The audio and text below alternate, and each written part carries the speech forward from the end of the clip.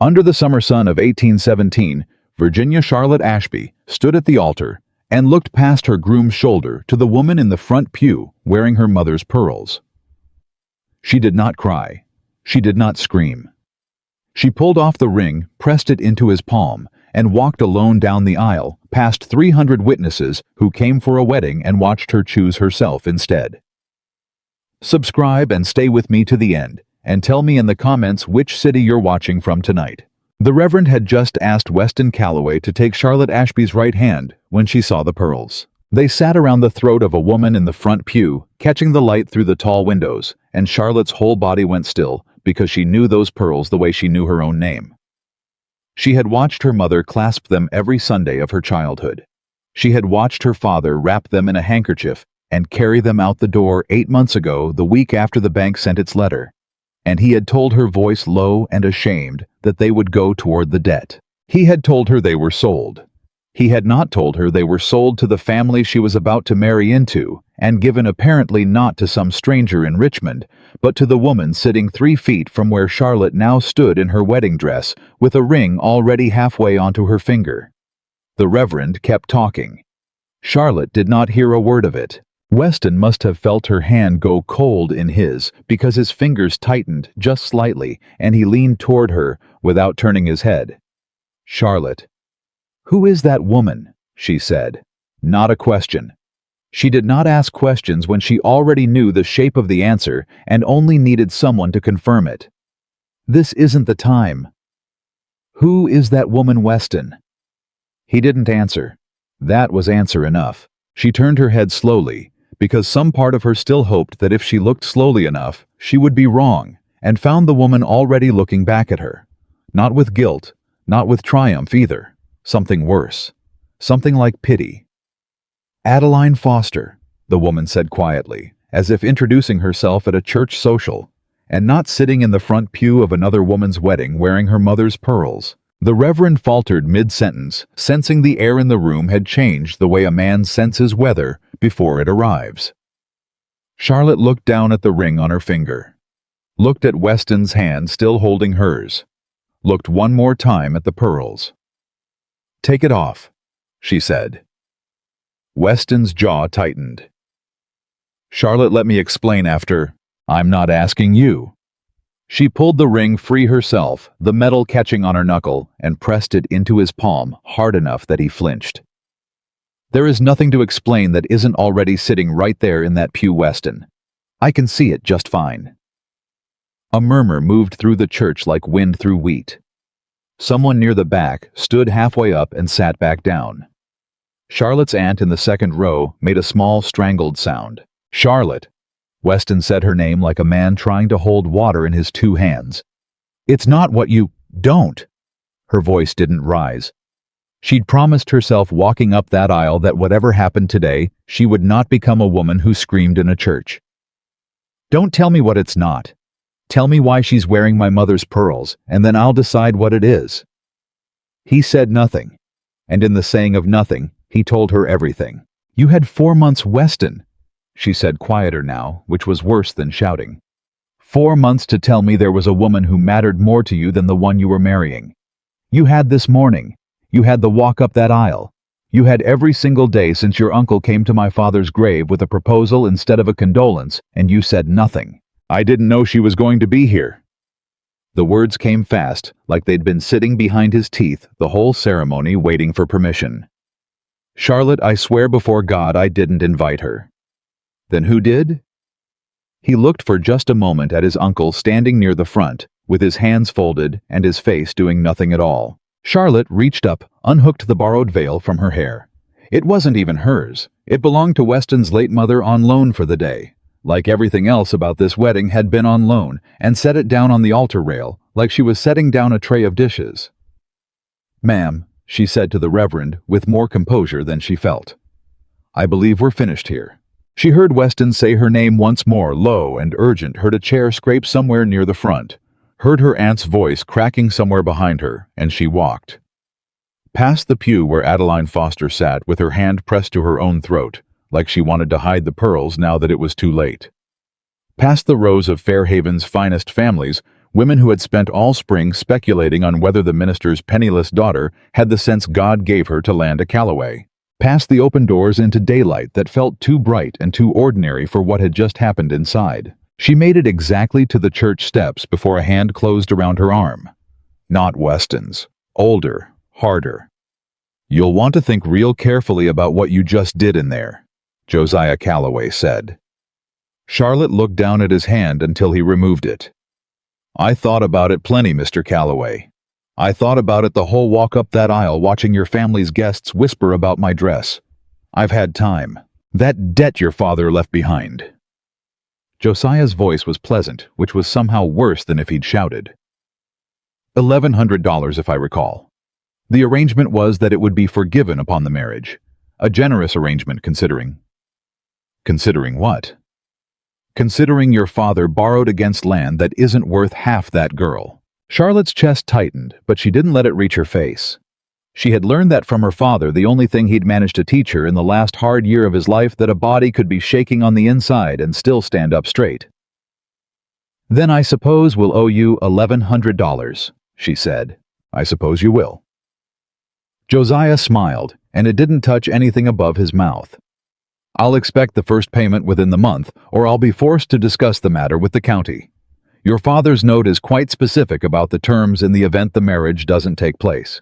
Something in the way he said it, quite specific, in the event, snagged in Charlotte's mind and refused to let go, but she had no room to examine it. Not standing on a church stoop in a wedding dress, with half the town spilling out the doors behind her to watch. Charlotte. Weston again coming down the steps 2 at a time, his collar askew, his face doing something she'd never once seen it do in 4 months of careful formal courtship. It looked afraid. "Don't," she said, and this time her voice did rise just enough to carry. "I don't have time to sort out which Callaway is lying to me and which one's just too much of a coward to stop it. I have a farm to save and apparently $1,100 to find. Good day, Weston." She walked down the last of the steps into the churchyard, and the crowd parted around her like she carried something contagious. Someone laughed. She didn't turn to see who.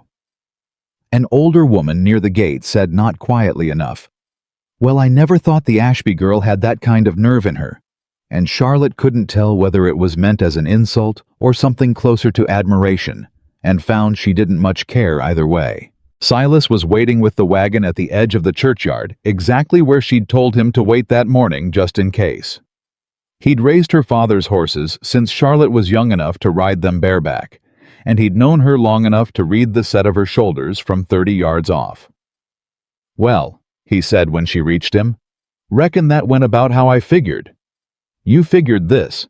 "I figured something." He offered a hand to help her up onto the wagon seat, dress and all. "Didn't figure the particulars. Pearls, was it? Somebody said pearls." "My mother's pearls, Silas, on that woman's neck." Silas's jaw worked for a moment before he said anything, and when he did, his voice had gone flat and careful in the way it always did when he was more upset than he wanted her to see. "Your daddy sold those to pay down the note. Told me himself weepin', said it was the last thing your mama owned besides her wedding ring.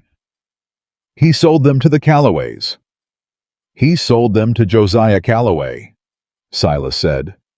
"There's a difference, and I expect it matters." Charlotte sat with that, the whole ride home, the wagon wheels finding every rut in the road, her wedding dress gathering dust at the hem. It mattered because a debt paid in family jewelry should have ended there.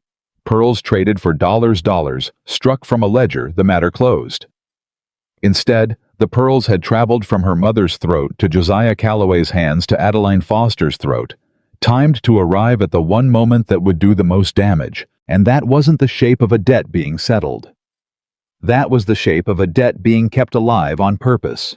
Her aunt was home before her, standing in the front room, when Charlotte walked in, still wearing the dress, already unfastening the first of 40 small buttons down her own back, because she could not bear to wait for help. "Charlotte Ann Ashby." Ruth's voice cracked somewhere in the middle of her name. "Do you have any idea what you've done?" "I know exactly what I've done, Aunt Ruth. You have humiliated that family in front of the entire county, and you have handed Josiah Calloway every excuse he needs to take this farm out from under us within the year." Ruth pressed a hand to her chest like she needed to hold something in. "Your father is not 2 years in the ground, and you've thrown away the only thing standing between us and the poorhouse." "The only thing standing between us and the poorhouse," Charlotte said, finally getting the last button undone and letting the dress hang loose off her shoulders, "was going to marry a man who let another woman wear my dead mother's pearls to my own wedding, and you would have had me stand there and say nothing. I would have had you survive. I am surviving." Charlotte's voice shook now, the first crack she'd allowed herself all day. "I am standing right here in front of you, alive and unmarried and furious, and that is surviving. What you wanted was for me to disappear a little at a time for the rest of my life, so nobody would have to look at how it happened." Ruth didn't answer that. She sat down hard in her chair by the cold hearth and put both hands over her face, and Charlotte, watching her aunt's shoulders shake, felt the anger drain out of her all at once and leave something colder and more frightened in its place. "I'm sorry," Charlotte said. "I didn't mean—" "You did mean it," Ruth said, muffled from behind her hands. "You meant every word, and you're not wrong to mean it. That's what frightens me." Charlotte was in the yard afterward feeding what chickens hadn't already gone up to roost when a hired carriage, modest, not the sort a Calloway would provide, stopped at the end of the lane. Adeline Foster came up the path on foot, still in her church dress, though she'd taken off whatever fine shawl she'd worn that morning, and stopped a careful 10 feet away, close enough to speak, far enough to run if she had to. "I didn't come to ask forgiveness," Adeline said. "I don't imagine you'd give it, and I wouldn't blame you." "Then why'd you come?" "Because you deserve to know I didn't wear those pearls to hurt you. I didn't even know whose they were until I saw your face."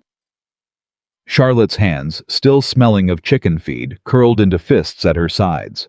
"Josiah Calloway gave them to you, and didn't tell you where they came from. He told me they were a gift. For a debt of my own, he was settling on my family's behalf." Adeline's voice wavered on the word settling.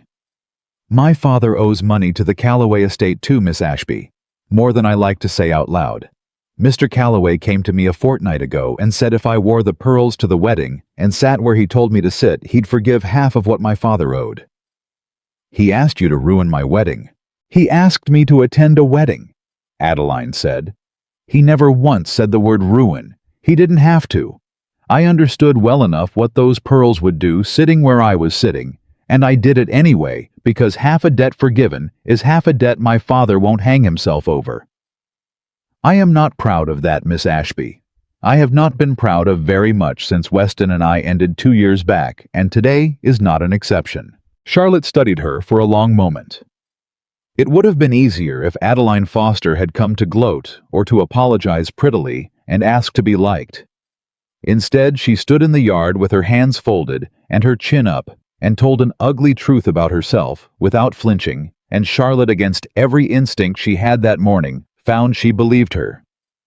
"Josiah Calloway seems to have a great many people's debts working in his favor," Charlotte said slowly. "He has more than that. He has the paper on half of Fairhaven one way or another. Ask around. Ask who's paid their notes late these past 2 years, and who's still standing on their own land after. You'll find the names line up strange. Strange how? Strange like every family that couldn't pay eventually sold him something land timber rights a piece of the mill. Except the Ashby place." Adeline glanced toward the house, the barn, the fenced pasture beyond it. "Your father's note was the only one I ever heard of that Josiah offered to forgive outright instead of collecting on. I always wondered why. Weston's father must have insisted on it himself before he took ill, and Josiah spent all spring trying to find a way around his own brother's word. And today he found one. Today, Adeline said quietly, I helped him find one whether I meant to or not. I'm sorry for that, whatever it's worth to you." She turned to go, then stopped, half turned back. "The pearls are in the carriage. I couldn't wear them home. I want you to have them back if you'll take them." Charlotte watched the carriage roll away, with the small wrapped bundle sitting heavy in her apron pocket, and thought that she had come out to feed chickens, believing there was one villain in this story, and was going back inside, believing there might be several except one. It was near dusk when the knock came at the door, 3 short raps, and Charlotte knew before she opened it that it would be Weston, because Josiah Calloway didn't knock on doors. He sent letters that read like verdicts. "You have some nerve," she said before he'd said a word. "I know. Coming here, tonight. Of all nights. I know that too." He stood on the step with his hat in both hands, turning it slowly, and for the first time since she'd met him. 4 months of stiff dinners and stiffer conversation. A man who measured out his sentences like a druggist, measured powder. He looked like he didn't know what to do with his own hands. "I'm not here to ask you to forgive me. I'm here because you deserve to know the truth, and my uncle is not going to be the one to tell it to you." "Then tell me. Adeline and I were engaged once," he said, 2 years ago. "It ended badly, and not because either of us wanted it to. My uncle ended it. He told my father Adeline's family had nothing worth marrying into, and my father agreed, and I was a grown man, still doing what my father told me. God help me. When my father took sick this spring, my uncle started managing the estate in his place. All of it, the accounts, the notes. I don't see half of what passes through his hands anymore. I didn't know your father's note had anything to do with pearls. I didn't know Adeline had been given anything at all until I saw them on her throat this morning, same as you." "You expect me to believe you didn't know. I don't expect anything from you." His voice caught. "I'm telling you because it's true, and because I think my uncle wanted exactly what happened today to happen. I don't have proof. I have a feeling, and 4 months of watching him smile at things that shouldn't make a man smile. He told me the debt would be forgiven if the marriage went forward," Charlotte said slowly, "and that we'd owe the full 1,100 if it didn't. He told me that like he already knew which one was going to happen." Weston went very still. "Say that again?" "He said the note is specific about what happens in the event the marriage doesn't take place. Like he'd read those exact words before this morning. My father signed that note before he took sick," Weston said, half to himself. "He signed it to help your father. It was supposed to be simple, the debt forgiven on the marriage, full stop. I never saw a version that specified anything about a marriage not taking place. There wouldn't have been a reason to write that in unless somebody planned for it not to." They looked at each other for a long moment on the dark porch, and something passed between them that wasn't forgiveness and wasn't yet trust, but was. Charlotte thought at least the beginning of both of them asking the same question instead of 2 different ones. "I need to see that note," she said. "The real one. It'll be in the estate office locked, and my uncle keeps the only key on him at all times." Weston's jaw worked. "But there might be a copy. My father kept his own record of every note he signed separate from Josiah's ledgers in his writing desk upstairs. If it exists, it's there. Can you get it?" "I don't know, but I intend to try." From inside, Ruth's voice came sharp through the screen door. "Charlotte, it's getting dark and this is not proper, a man on the porch after sundown. I have to go," Weston said quietly. "Weston." She stopped him with his name before he'd made it off the step. "I didn't walk out of that church today because I wanted to ruin you. I want you to understand that. I walked out because I would rather lose a farm than spend my life pretending I didn't see what I saw. I know that." He picked his hat back up, turned it once in his hands. "For what it's worth, and I understand it isn't worth much coming from me tonight, I think you were right to do it. I think I should have done something like it myself a long time before this morning." He left her standing on the porch in the last of the light, and Charlotte stood there a while after the sound of his horse had faded down the road, turning over everything he'd said and everything Josiah had said, until the two didn't line up right, and the wrongness of it sat in her stomach like a stone. She went inside once it was fully dark, and climbed the narrow stairs to what had been her father's room untouched since the week after his funeral, because neither she nor Ruth had been able to bring themselves to sort through it. She lit a candle. She knelt at his old writing desk, the one with the sticking bottom drawer, and for the first time in 8 months, she opened it. Papers, mostly sermon notes, A few old letters, receipts for feed and seed going back years in her father's careful, cramped hand. Charlotte worked through them slowly, candle guttering, looking for. She didn't know exactly what, until her fingers found tucked behind a false bottom. She nearly missed in the dim light. A single folded paper that wasn't in her father's writing at all. It was a copy of the note. Or part of one. Enough of one. And scrawled across the bottom in a hand, she now recognized from the letter that had arrived at the farm 8 months ago, demanding the first installment of a debt her father hadn't lived long enough to pay. Josiah Calloway's hand was a line that hadn't been read aloud to her father when he signed a line added after in ink a different shade from the rest of the document. Charlotte read it twice to be sure her eyes weren't playing tricks on her in the candlelight, and then she sat back on her heels on the floor of her dead father's room, the paper trembling slightly in her hand, and understood that whatever had happened in that church that morning had not been the end of anything at all. It had only been the first thing she'd been allowed to see. The line was short. 4 words longer than it should have been, tucked into the margin in ink darker than the rest of the page, in a hand that pressed too hard on the downstrokes, the way a man writes when he believes no one will ever read it twice. Or forfeiture of said land. Charlotte read it 3 more times before she trusted her own eyes. The note her father had signed, the note Josiah Calloway had described to her on the church steps as forgiveness in exchange for marriage, did not say what he'd told her. It said, it did not simply forgive $1,100 upon a wedding and demand $1,100 back should the wedding fail. It said the debt could be collected either in cash or at the lender's discretion in land. Her father's land. 40 acres of pasture and timber, and the creek that ran the length of the eastern boundary, the same 40 acres her father had built a life on, and her grandfather before him, offered up in a clause nobody had read aloud to a dying man before he put his name beneath it. Charlotte's hands had gone cold. She set the candle down before she dropped it. He never would have signed this, she said to the empty room, to her father's chair, to nobody at all. He never would have signed this if he'd known. But he had signed it. The signature at the bottom was his. The same careful, looping hand she'd watched write out sermons every Saturday night of her childhood.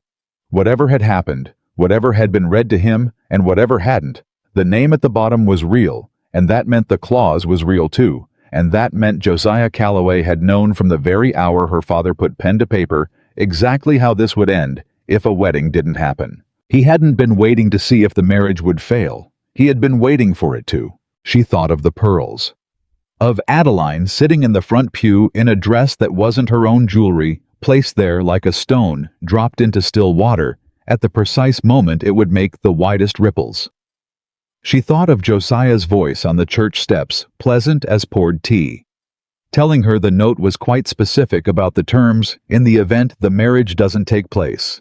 A man reciting a line he already knew by heart because he had written it himself. Charlotte folded the paper along its old crease and pressed it flat against her palm. And for the first time all day, the fear in her chest turned into something with a harder edge. She did not sleep that night. She sat at her father's desk until the candle burned to nothing, going back through every receipt, every letter, everything he'd kept in that false bottom drawer, looking for anything else he might have hidden there, and found nothing more, only the note, only the 4 words that changed everything.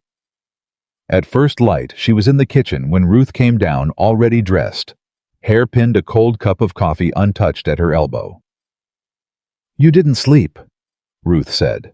"No." "Charlotte, whatever you're planning." "I found something." Charlotte slid the folded paper across the table. "Read it. The line in the margin."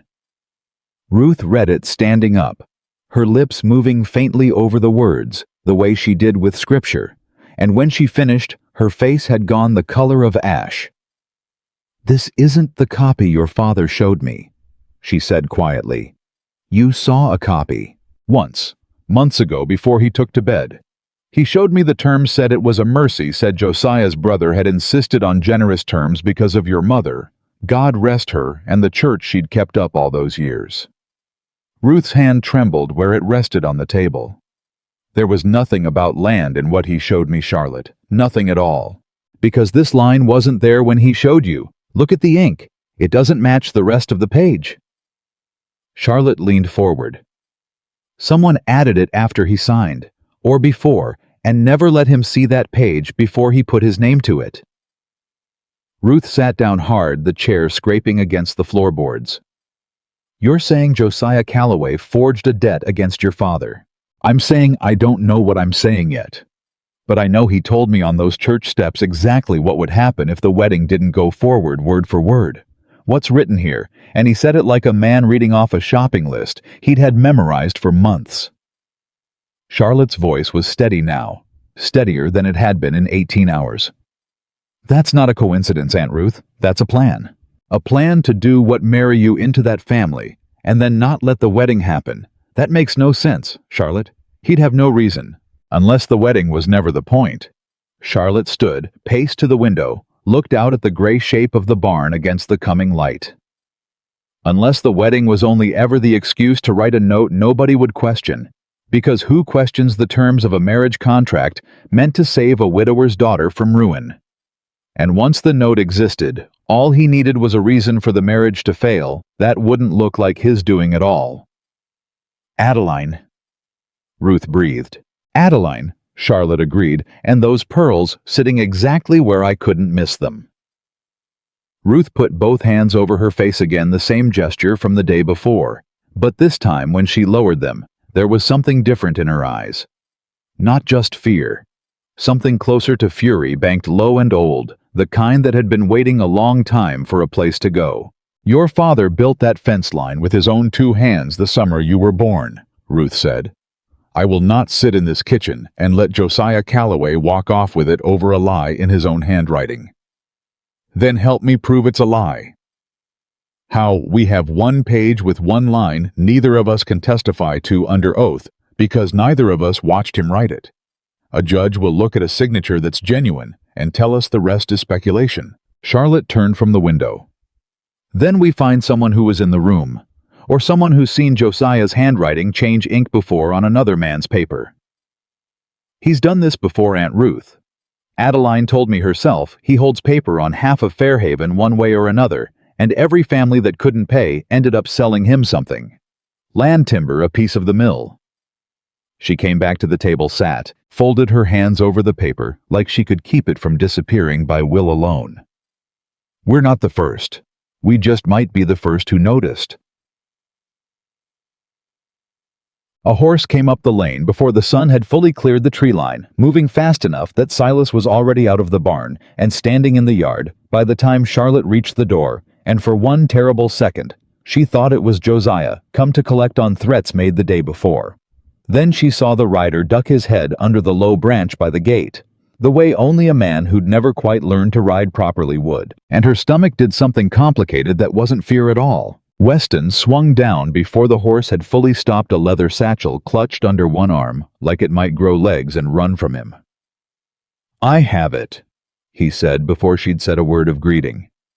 My father's private ledger, the one he kept separate from Josiah's books. I found it an hour before dawn, and I rode straight here because I didn't trust myself to wait until a decent hour. Does your uncle know it's gone? My uncle doesn't know it exists, not in his hands anyway. My father was careful about that near the end before he stopped being able to be careful about anything. Weston's jaw tightened. He kept it locked in his writing desk, and I found the key sewn into the lining of his good coat, which tells you something about how much he trusted my uncle with it. Silas took the reins without being asked, running a practiced hand down the horse's lathered neck. You rode that animal hard, son. I didn't have the patience to ride it easy. Weston looked past Silas to Charlotte. I need to show you something, and I need you to tell me I'm reading it wrong because I don't want to be reading it right. They spread the ledger open on the kitchen table, Ruth hovering at Charlotte's shoulder. Silas standing in the doorway with his hat still on his head, because some part of him seemed to think he ought to be ready to leave at a moment's notice. Weston's finger traced down a column of entries, dates and names and sums, in his father's neat declining hand, the letters growing shakier as the pages went on. A man's failing health written out in ink whether he meant it to be or not. Here, Weston said, tapping a line near the middle of the ledger. March. My father records the Ashby note, $1,100 terms forgiven upon marriage. No mention of land at all. Full stop in his own hand, in his own book. He flipped forward 3 pages. And here in April, 3 weeks later, after my uncle had already begun handling correspondence for him because his hand had gotten too unsteady to write letters, a second entry. Same note, same amount. But this time my father writes, and I quote him exactly. Josiah insists the terms must include the land. As forfeit says, the bank in Richmond requires it as security. Given the girl's family has nothing else of value. I do not like it, but I am too tired to argue the point tonight. Charlotte's breath caught. The bank required it. There is no bank in Richmond holding paper on my family's estate, Weston said flatly.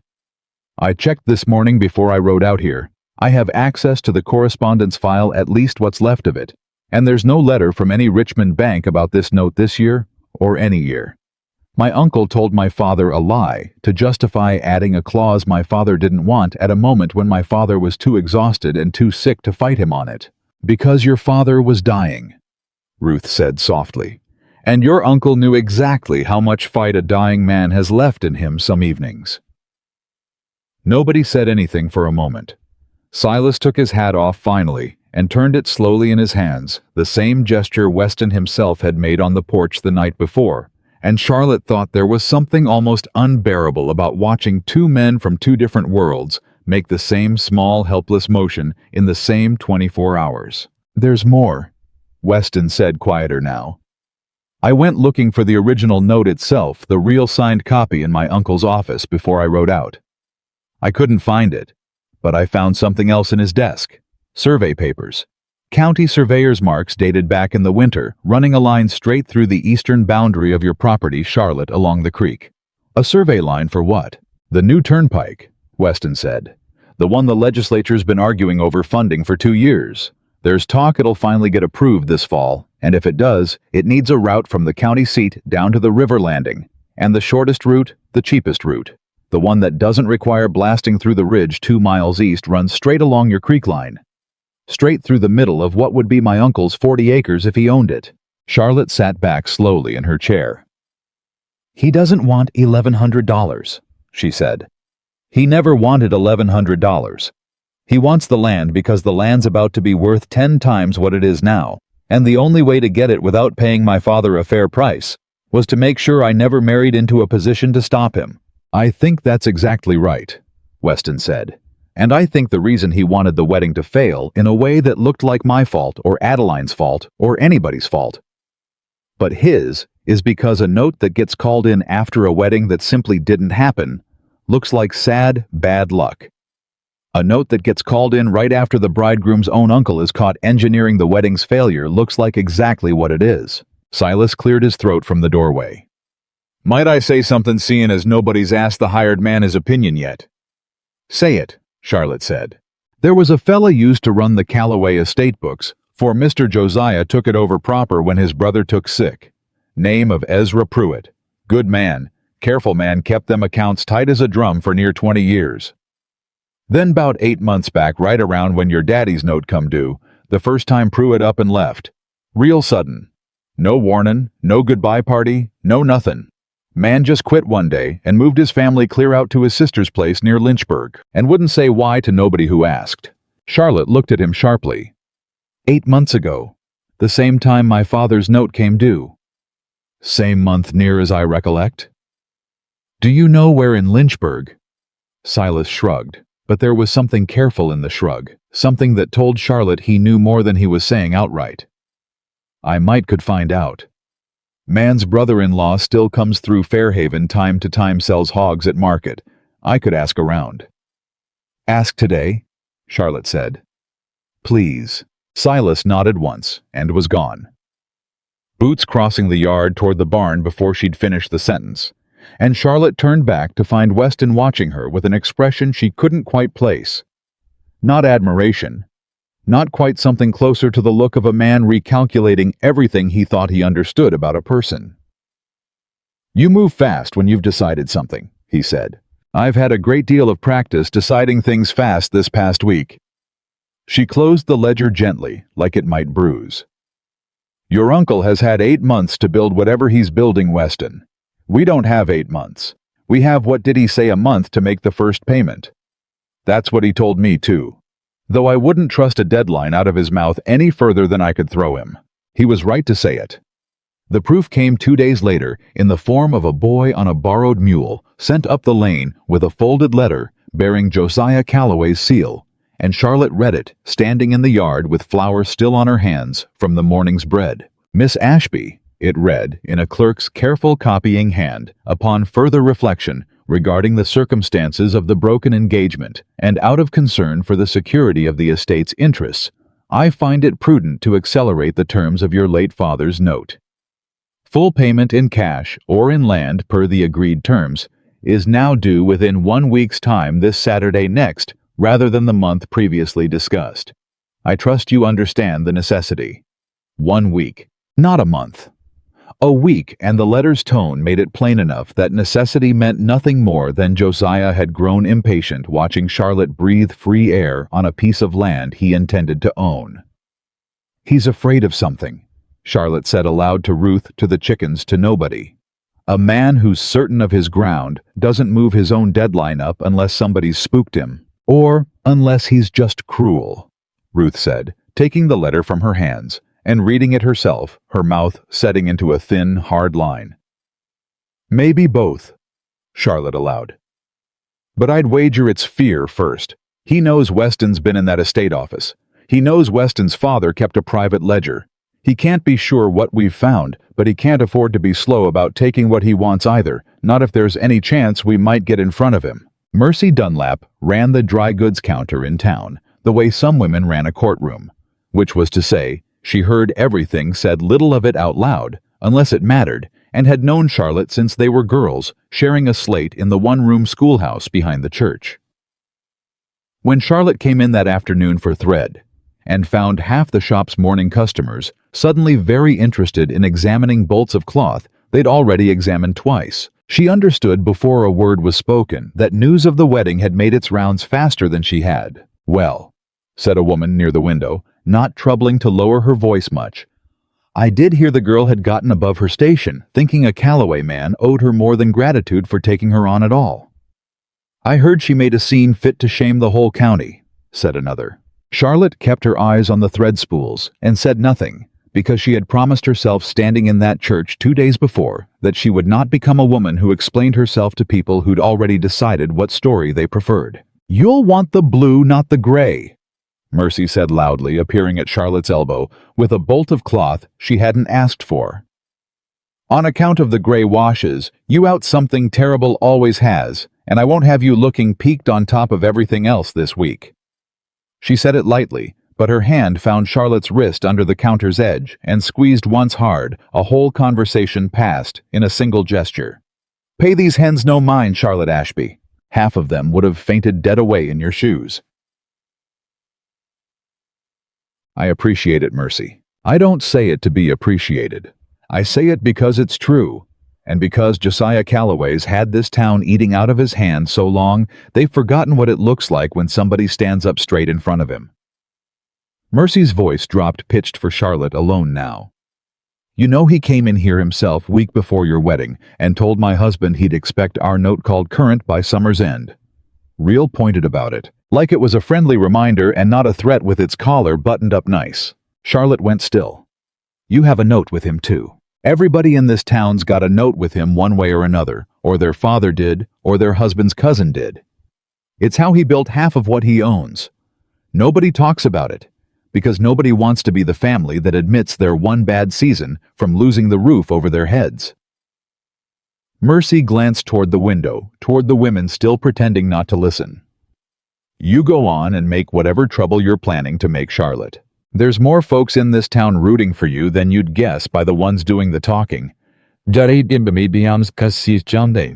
was the second time in 3 days someone had told Charlotte in one way or another that Josiah Calloway's shadow lay longer over Fairhaven than she'd ever understood, growing up inside it, and she carried both conversations home with her, like stones in her pocket, weighing more the longer she held them. Silas was waiting at the gate when she got back, and one look at his face told her he had news, and that the news wasn't the kind a man delivered standing loose and easy. "Talk to Pruitt's brother-in-law at the feed store," he said. Fella didn't want to say much. Got real nervous when I mentioned the name Calloway, kept looking over his shoulder like the walls had ears. Silas spat off to the side, an old habit he did when he was working up to something he didn't like saying. But he let slip Pruitt's stayin' with his sister near Lynchburg on account of he was scared to stay in Fairhaven. Said Pruitt told him once real late at night, half in his cups, that he'd seen something in them. Calloway books he wasn't meant to see, and that Josiah Calloway had made it plain what happens to men who see things they ain't meant to. Made it plain how? Didn't say, but the man's been gone 8 months and hasn't set foot back in this county once, not even for his own mother's burying last spring. That tells you something about how plain it was made. Charlotte felt the week's deadline pressing down on her chest like a hand. Lynchburg was the better part of 2 days' ride each direction. A week left them almost no room at all. "I have to go to him," she said. "Charlotte, no." Ruth's voice coming from the porch sharp with alarm. A young woman alone riding 2 days to a strange town to corner a frightened man who's already run once from whatever he knows. Then I won't go alone. Weston arrived that evening with news of his own, and it collided with Charlotte's before either of them had finished a proper greeting. "My uncle knows something's changed," he said, swinging down from his horse with less urgency than the last visit, but no less weight in his shoulders. "He asked me at supper very casual whether I'd been in his office lately. I told him no. I don't think he believed me." "He moved the deadline up," Charlotte said. "1 week, Saturday next." Weston's face went hard. "Then he suspects we're close to something and he's trying to close the door before we can get through it." Silas found Pruitt, Lynchburg, staying with his sister, too frightened to come home. Charlotte watched Weston absorb that, watched the calculation move behind his eyes, the same way it had moved behind hers an hour before. "I have to go to him, Weston. Before Saturday. Before your uncle thinks to send somebody after him first if he hasn't already. Then we go together. Tomorrow first light. I'll tell my uncle I'm riding out to inspect the north pasture fencing, which is true enough. It does need inspecting. I'll simply neglect to mention which direction I ride after that. Your uncle already doubts you. My uncle has doubted me since the day I chose to help you instead of marry you quietly and let this whole affair die down the way he wanted." Something flickered across Weston's face, something that wasn't quite a smile, but wanted to be one. "I find I've stopped minding what my uncle doubts." Ruth stood in the doorway with her arms crossed, watching the two of them plan a 2-day ride to a stranger's door like it was the most natural thing in the world. And when Charlotte caught her eye, braced for another argument, her aunt only shook her head slowly. Some of the fight gone out of her, replaced by something that looked almost like resignation, or maybe pride, or maybe both at once. "Take the good mare," Ruth said finally. "She's steadier over distance than that gray you usually ride, and if you're fool enough to be doing this, you'll at least do it on an animal that won't throw you in a ditch 3 miles from home." They left before the sun had fully cleared the ridge, riding hard for the first hour, and easier after the road unspooling long and pale ahead of them. And for most of the first stretch, neither of them spoke much. The silence filled instead with the steady rhythm of hooves and the particular quiet of two people carrying the same fear without quite knowing how to hand it back and forth yet. It was Weston who broke it somewhere past the 2nd-mile marker. "I keep thinking about my father," he said. "Signing that note too tired to argue. I keep thinking about how many nights I sat in the next room and didn't come check on him because I trusted my uncle to be managing things properly. And the whole time, you didn't know. I should have known. A son ought to know when his own uncle is picking a dying man's pocket." "You were grieving in advance for a father who wasn't dead yet," Charlotte said. "That's its own kind of blindness, and it isn't a crime, Weston. The crime belongs to the man who used it." He looked over at her, something raw in his face that she hadn't seen on him, even in the church, even on the porch 2 nights before. "You're kinder to me than I've earned." "I'm not being kind. I'm being accurate." She kept her eyes on the road ahead. "There's a difference between a man who fails to see a lie and a man who builds one. Your uncle built this brick by brick over months, maybe years. You just happened to be standing in the house while he did it.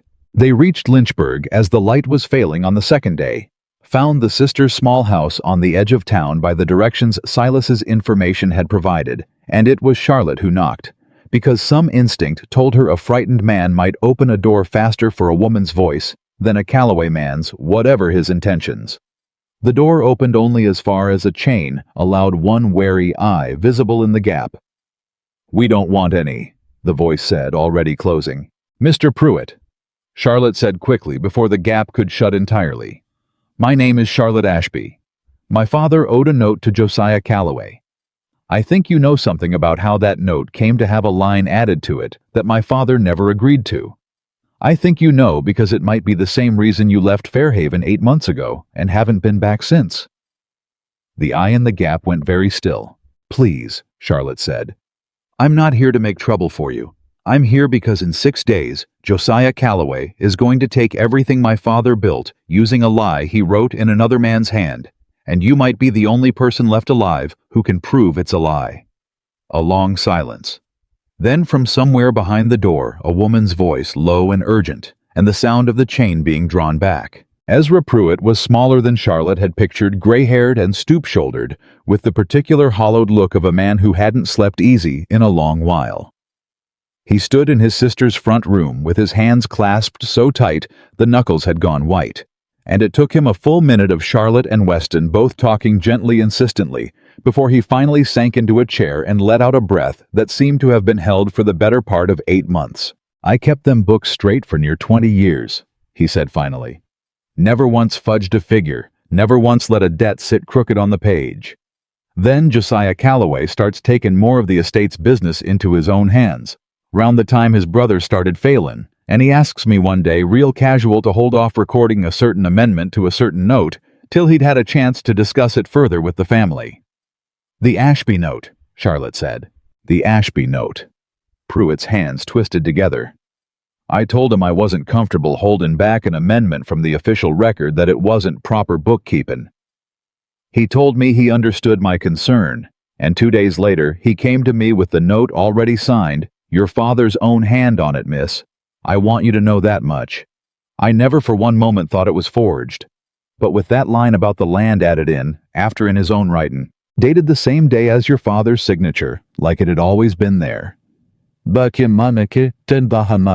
"Was it always there?" Pruitt shook his head slowly.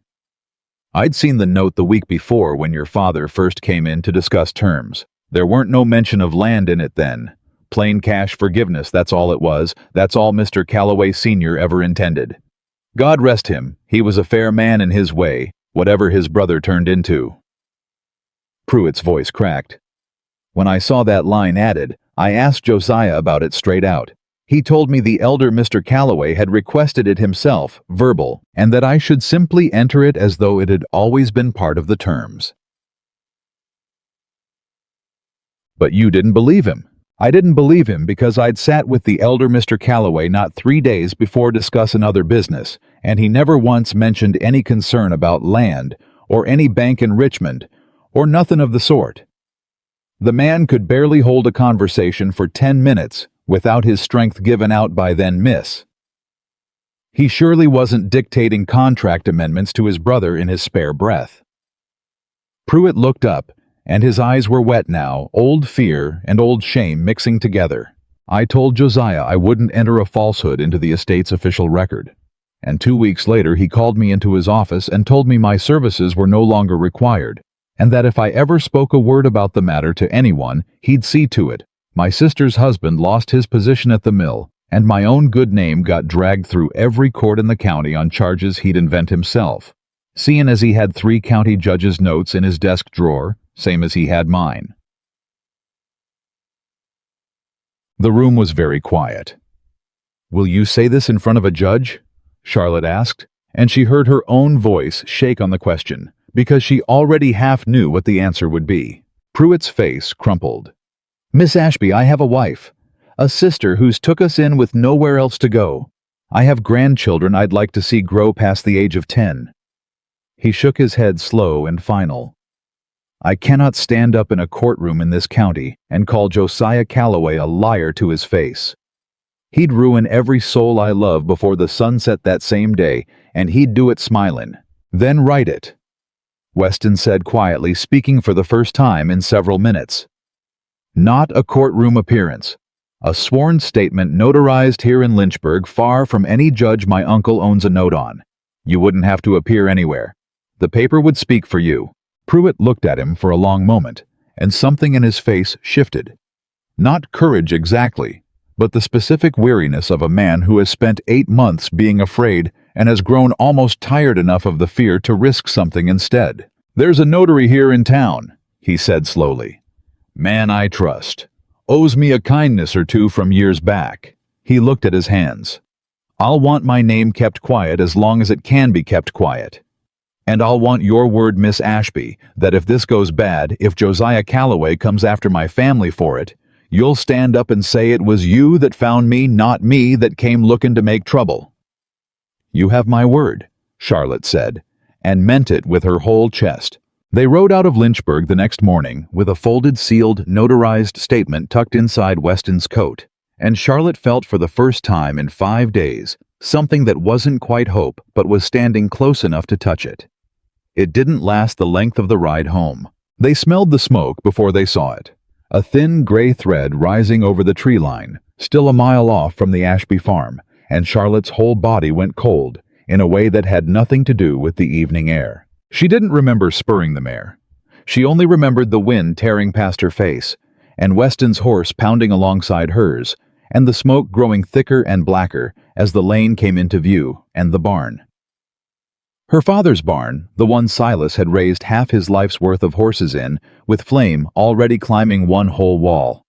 Orange light throwing long shadows across the yard where Ruth stood in her nightdress with a bucket in each hand, screaming for help that hadn't come fast enough. Charlotte was off the mare before it had fully stopped. Silas, she gasped. Where's Silas? He's out. He's out. He got the horses out. First thing, he's fine. He's just... Ruth's voice broke entirely, and she pointed with one shaking hand toward the far side of the barn, where Silas knelt in the dirt, clutching one arm against his chest, face gray with pain and smoke, and beside him, half-burned, unmistakable. Even in the flickering dark, a torch handle someone had dropped and run from. It weren't no accident, Silas managed when Charlotte reached him, checking his arm with hands that wouldn't stop shaking. Heard somebody round the back of the barn right before it caught. Went to see who, and something hit me across the arm 'fore I got a look at his face. Whoever it was long gone by the time I got my feet back under me. Weston was already organizing a bucket line with Ruth, and the two of them shouting over the roar of the flame, and Charlotte should have gone to help. Every instinct told her to help, but instead, she knelt there in the dirt beside Silas, with the notarized statement burning a hole through the inside of Weston's coat pocket, not 30 feet away, and understood with total terrible clarity that Josiah Calloway had not sent someone to burn a barn. He had sent someone to send a message. I know you're close, and I am not finished showing you what I'm willing to burn to keep what's mine. The fire was out before it reached the house, thanks to Weston's steady hands and a well that hadn't run dry all summer, and by the time the last ember died, back to black smoking wood, the sky had gone the pale gray of almost morning. And every person standing in that yard was soot-streaked and hollow-eyed and alive. Which was, Charlotte reminded herself over and over, the only thing that mattered. Silas's arm was bruised, not broken, though it would ache for weeks. Ruth sat on the porch step, wrapped in a blanket Weston had brought from the house, staring at the ruined half of the barn, with an expression Charlotte had never seen on her before. Not fear anymore, but something colder and more permanent. The look of a woman who had just understood all at once and completely exactly what kind of man they were up against. 6 days, Ruth said quietly to no one in particular. He's given us 6 days, and he's already burning us out. 5 now, Weston said, dropping down onto the step beside her, his hands still black with soot from hauling water. It'll be 5 by the time the sun's fully up. Charlotte stood in the yard a while longer, looking at the charred wall of her father's barn. The notarized statement still safe in Weston's coat, and felt something settle in her chest that was harder and colder than fear, and a great deal more useful. "He wants us frightened," she said finally. "He wants us so busy being frightened, we forget we're also close to proving exactly what he did." She turned to face the porch to face Ruth and Weston and Silas, soot-black and exhausted, and still all four of them standing. "So we don't give him frightened. We give him 5 days, and we give him everything we've found, and we make sure that when Saturday comes, it isn't him standing in front of a judge holding all the paper." Weston looked up at her, something steadying in his expression, despite the exhaustion written plain across the rest of him. "Where do we start?" he asked, "with 5 days instead of 6. Charlotte looked toward the road, toward the direction of town of the county courthouse of an attorney's office. She'd walked past 100 times in her life, and never once had reason to enter. "We start," she said, "with finding a lawyer in this county who isn't afraid of Josiah Calloway's shadow." The nearest lawyer in Fairhaven had his shingle hung above the dry goods store, a narrow office Charlotte had walked past 100 times without once needing what was behind its door, and she and Weston were standing in front of his desk. Within the hour, the notarized statement laid flat between them like a hand of cards. Nobody wanted to be the first to play. Amos Thistlewood read it twice, his mouth thinning with every line, and when he finally looked up, he didn't look at Charlotte at all. He looked at Weston. "Your uncle holds the note on this office," he said. "Did you know that?" "I didn't." "Well, he does. Has for 6 years, ever since my predecessor passed and I bought the practice on credit. Nobody else in this county would extend me." Thistlewood folded his hands on the desk, and Charlotte watched something apologetic and ashamed move across his face before he even said the words. "I have a wife and 4 children upstairs from this office, Miss Ashby. I cannot take a case against the man who could put us all out on the street with one visit to the courthouse." "You'd be doing the right thing," Charlotte said, and hated how thin her voice sounded even as she said it. "I know it." Thistlewood pushed the paper gently back across the desk toward her. "Knowing it and being able to afford it are 2 different animals, and I've got 4 reasons upstairs why I can't pretend otherwise." They tried the second lawyer, a older man 2 towns over in Belmont, and got nearly the same answer wrapped in gentler words. Sympathy.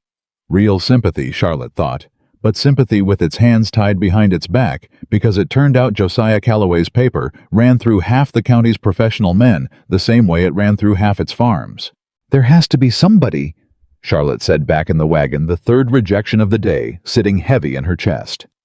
"A man that size doesn't own every soul with a law license in Virginia." "He doesn't have to own every soul," Weston said grimly. "He only has to own enough of them that word gets around fast which ones say no." It was Mercy Dunlap of all people who gave them the name that finally mattered when Charlotte stopped by the dry goods counter the next morning, half out of habit and half out of a need to be somewhere that wasn't her own kitchen, watching Ruth pace. "There's a young fella set up practice in Danville this spring," Mercy said, not looking up from the ledger she was squaring. "Elijah Marsh. Came down from Pennsylvania. No family ties in this county, no old debts, no old favors owed to anybody local. He's hungry, and hungry lawyers don't scare easy the way comfortable ones do." She glanced up then, and something knowing passed behind her eyes. "Word is he took a case last month against a man in Danville who'd been cheating tenant farmers on their leases. Won it too. Man like that might not blink at Josiah Calloway's name the way our local boys do." Danville was half a day's ride, and Charlotte made it in less, arriving dust-covered and wind-burned to a narrow office above a harness shop, where a young man not much older than Weston looked up from a stack of papers with the particular alertness of someone who hadn't yet learned to expect disappointment from every knock at his door. Elijah Marsh listened to the whole account without interrupting once, which Charlotte had not expected after 2 days of men interrupting her with excuses before she'd finished a full sentence.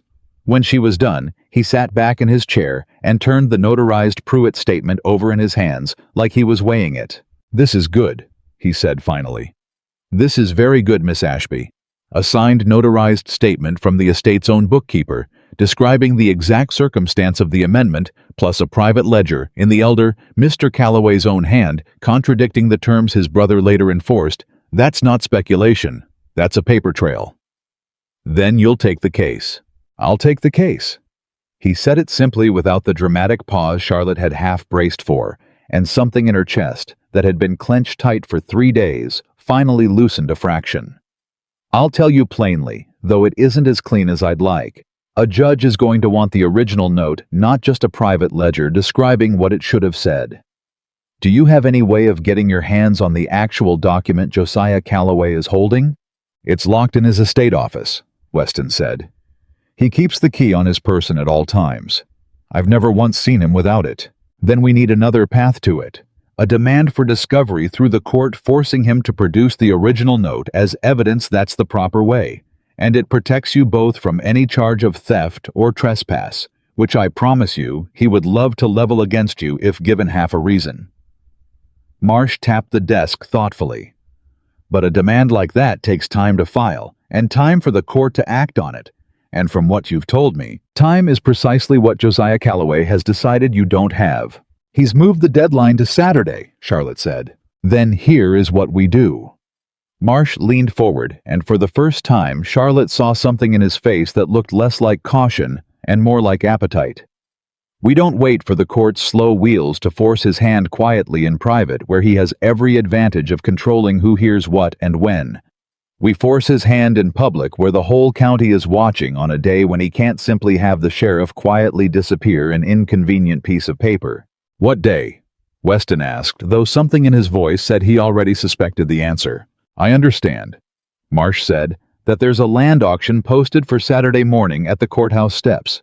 Notice went up 2 days ago. 40 acres described as forfeit agricultural land eastern boundary along Miller's Creek, to be sold to the highest bidder current holder of note, reserving right of first refusal. He watched Charlotte's face change as the description landed. That's your father's land, Miss Ashby. He's not waiting for Saturday to collect a debt privately. He's selling it publicly the very morning the note comes due, which tells me he's confident enough in his position that he wants witnesses to your defeat. Charlotte felt the floor tilt slightly under her, even sitting perfectly still. Then that's where we go, she said. Saturday morning. The courthouse steps. That's exactly where we go, Marsh agreed, because a public auction requires a public reading of the terms under which the land is being sold, the note, or at minimum a summary of it, read aloud for any bidder to hear, and any claimant to dispute.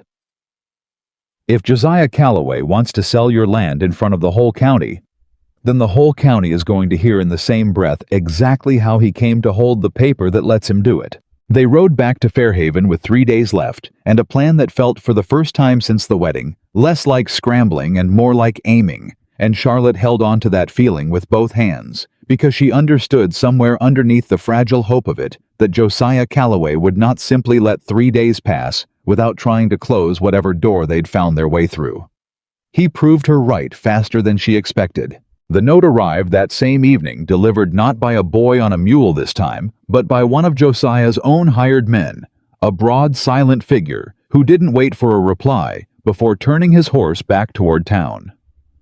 Charlotte broke the seal in the fading light on the porch, Ruth reading over her shoulder, and felt her stomach drop with every line. Miss Ashby. It has come to my attention that you and my nephew have taken to riding about the county on errands neither of you have seen fit to explain to me. I trust you understand that whatever you believe you are pursuing, the note stands as written signed by your late father and will be honored as such come Saturday. I would also caution you, as one concerned for your welfare, that Fairhaven is not so large a town that a man cannot know a great deal about the comings and goings of those he takes an interest in. I would hate for further misfortune to visit your family before this matter reaches its proper conclusion. Ruth's hand had gone to her mouth by the time Charlotte finished reading it aloud. That's a threat, she said. That's a plain threat Charlotte dressed up nice. He knows about Lynchburg, Charlotte said slowly. He knows we've been somewhere doing something. He might not know exactly what we found, but he knows enough to be worried, and a worried man is a dangerous one. Weston finished arriving in the yard on foot this time, having apparently walked the whole way from the Calloway estate rather than risk a horse being noticed missing from the stable. His face was pale in the dusk light. My uncle asked me at supper tonight, very direct this time. No more pretending it was casual conversation, whether I intended to stand beside him Saturday morning or against him. I told him I hadn't decided. What did he say? He told me a man who can't decide whose side he's on in his own family generally finds the decision made for him one way or another, and not always gently. Weston's jaw worked. I don't think that was a figure of speech, Charlotte. I think my uncle just told me in his own careful way that he considers me a liability now, same as you. The barn fire had been a warning, aimed at frightening them into stillness. This letter was something colder, the sound of a man beginning to calculate what he was willing to lose in order to keep what mattered more to him. And Charlotte understood, standing on that porch, with the last light dying behind the tree line, that whatever safety margin they'd been operating inside had just narrowed considerably. "We need to protect the ledger," she said, "and the statement. If he's willing to burn a barn to scare us, he might be willing to do worse to get his hands on paper that could ruin him in front of the whole county."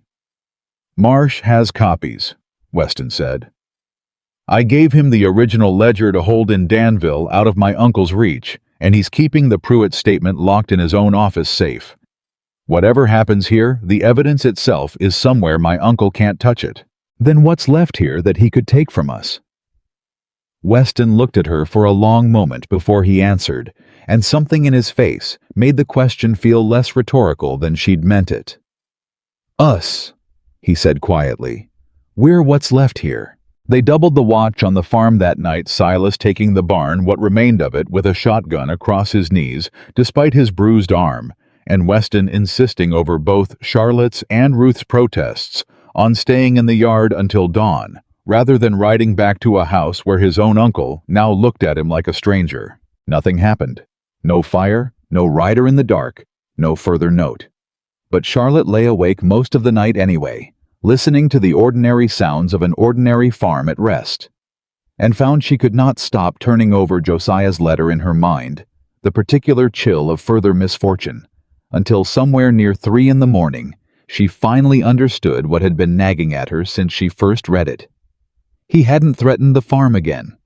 He'd threatened her welfare. She was up before Ruth the next morning, dressed and in the kitchen with a cup of coffee, going cold in front of her, when the thought that had kept her awake finally arranged itself into words she could say out loud. "He's not worried about the land anymore," she told Ruth when her aunt came down and found her sitting there. "Not really. Land can be resold, reclaimed, argued over for years in court if it comes to that, and a man like Josiah Calloway has the patience and the money to outlast most legal fights. What he can't survive is the county hearing in his own brother's handwriting that he lied to a dying man to steal from an orphaned girl. That's not a legal problem for him anymore, Aunt Ruth. That's a reputation problem, and reputation is the one thing he can't buy back once it's gone. Which makes him more dangerous, not less," Ruth said. "A man fighting for money can be reasoned with. A man fighting to keep his name clean will do things a reasonable man wouldn't." Charlotte thought of the letter's closing line again, hate for further misfortune, and felt something cold settle low in her stomach that had nothing to do with the coffee. Friday came one day before the auction, and with it came Silas moving faster across the yard than his bruised arm should have allowed, calling Charlotte's name before he'd even reached the porch. "Rider comin' from town," he said, breathless. "Boy from the telegraph office says there's a wire come in for you marked urgent." The telegraph office in Fairhaven rarely saw traffic beyond crop prices, and the occasional birth announcement from relations out of state, and Charlotte's hands were not quite steady as she unfolded the paper the boy handed her. "Miss Ashby." "Stop. Men came to my sister's house this morning asking questions about a visit from a young woman and a gentleman. Stop claimed to be surveyors, but asked nothing about land. Stop. I have taken my family to a safer place and will not say where. Stop. The statement stands as written, and I will not recant whatever happens. Stop. God keep you. Stop. E. Pruitt." Charlotte read it twice, then a third time, her heart hammering somewhere up near her throat. "He sent men to Lynchburg," she said, showing the wire to Ruth to Silas, her voice climbing despite every effort to keep it level.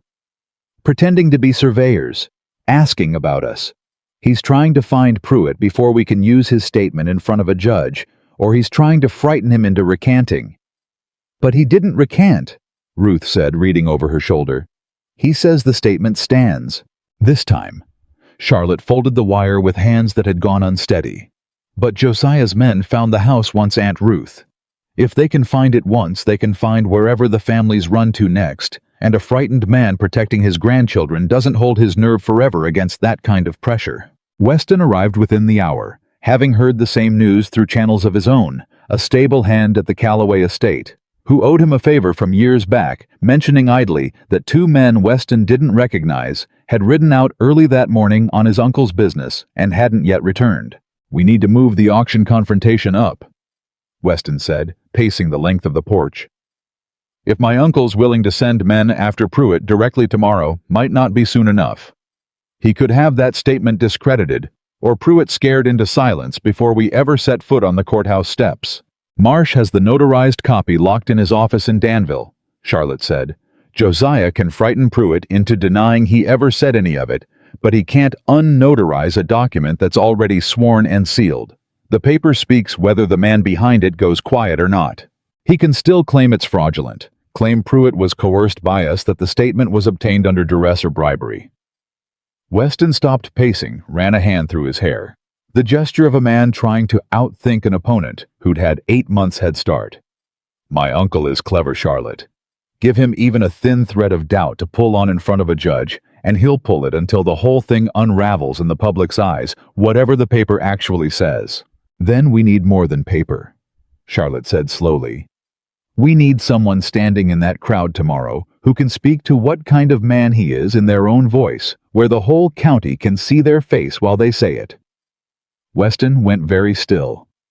"Adeline," he said. Charlotte hadn't let herself think the name in 2 days, hadn't let herself dwell too long on the woman who had walked up her lane wearing regret like a borrowed coat and left the pearls behind. But she thought of it now, the confession Adeline had offered, without being asked the plain admission of her own part in Josiah's scheme, and understood that a woman willing to say such things privately in a farmyard with no one watching but Charlotte might be willing to say them publicly, if the cause was worth more to her than her own comfort. "I have to ask her," Charlotte said. "Tonight. There's no time left to wait, and hope she comes to it on her own." Adeline's family kept a modest house on the far side of town, and Charlotte arrived at its door in the last hour of daylight. Weston waiting with the horses at the gate, because some instinct told her this conversation needed to happen between two women alone, without a Calloway man standing witness to whatever answer came. Adeline opened the door herself, and her face, seeing Charlotte standing there, went through surprise and wariness, and something like resignation in the span of a few seconds. "You've come about tomorrow," she said. It wasn't a question. "I have. I heard about the auction. Everyone's heard about the auction. Josiah's made sure of that. There's precious little else being discussed at the Mercantile this week." Adeline stepped back from the door, an invitation Charlotte hadn't quite expected. "You'd better come in before my father sees you on the step and asks questions I don't want to answer twice." Inside, over a kitchen table, not so different from Charlotte's own. Charlotte laid it out plainly. The note, the altered clause. Pruitt's statement, the ledger, the threats the men sent to Lynchburg, and watched Adeline's face grow paler with every piece of it, until by the end, she sat with both hands flat on the table, like she needed it to keep from shaking apart. "He told my father the debt would be half forgiven," Adeline said when Charlotte had finished. "For one afternoon in a church pew, I told myself that was a small enough thing to trade. I told myself nobody would truly be hurt by it beyond a moment's embarrassment." Her voice cracked. "I didn't know about the land, Charlotte. I swear before God I didn't know what I was helping him do." "I believe you. But I need something from you now that's a great deal harder than sitting in a pew. You want me to stand up tomorrow, in front of the whole county, and say it. I want you to tell the truth in a place where it can't be quietly buried afterward," Charlotte said. "I know what it will cost you. I know your father's debt, whatever's left of it, after Josiah's small mercy might come due in full the moment you open your mouth against him. I wouldn't ask if I saw any other way through this." Adeline sat with it a long while, long enough that Charlotte began to fear the answer before it came long enough that the light through the kitchen window had gone from gold to gray while neither of them said a word. "My father will be angry," Adeline said finally. "He'll say I've ruined what little chance we had of ever getting free of that man's paper." She looked up, and there were tears standing in her eyes now, unshed, held back by something that looked like the last reserve of a woman's pride. "But I have spent 2 years watching Josiah Calloway use my broken engagement to Weston as a lever against my own family over and over. Small cruelty after small cruelty, and I am so very tired of being someone's instrument, Charlotte. I would rather be poor and honest than comfortable and complicit for one more season of my life. Then you'll come." "I'll come," Adeline said, and her voice, though it shook, did not waver on the words.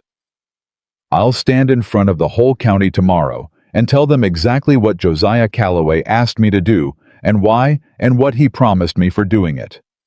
Let my father be angry.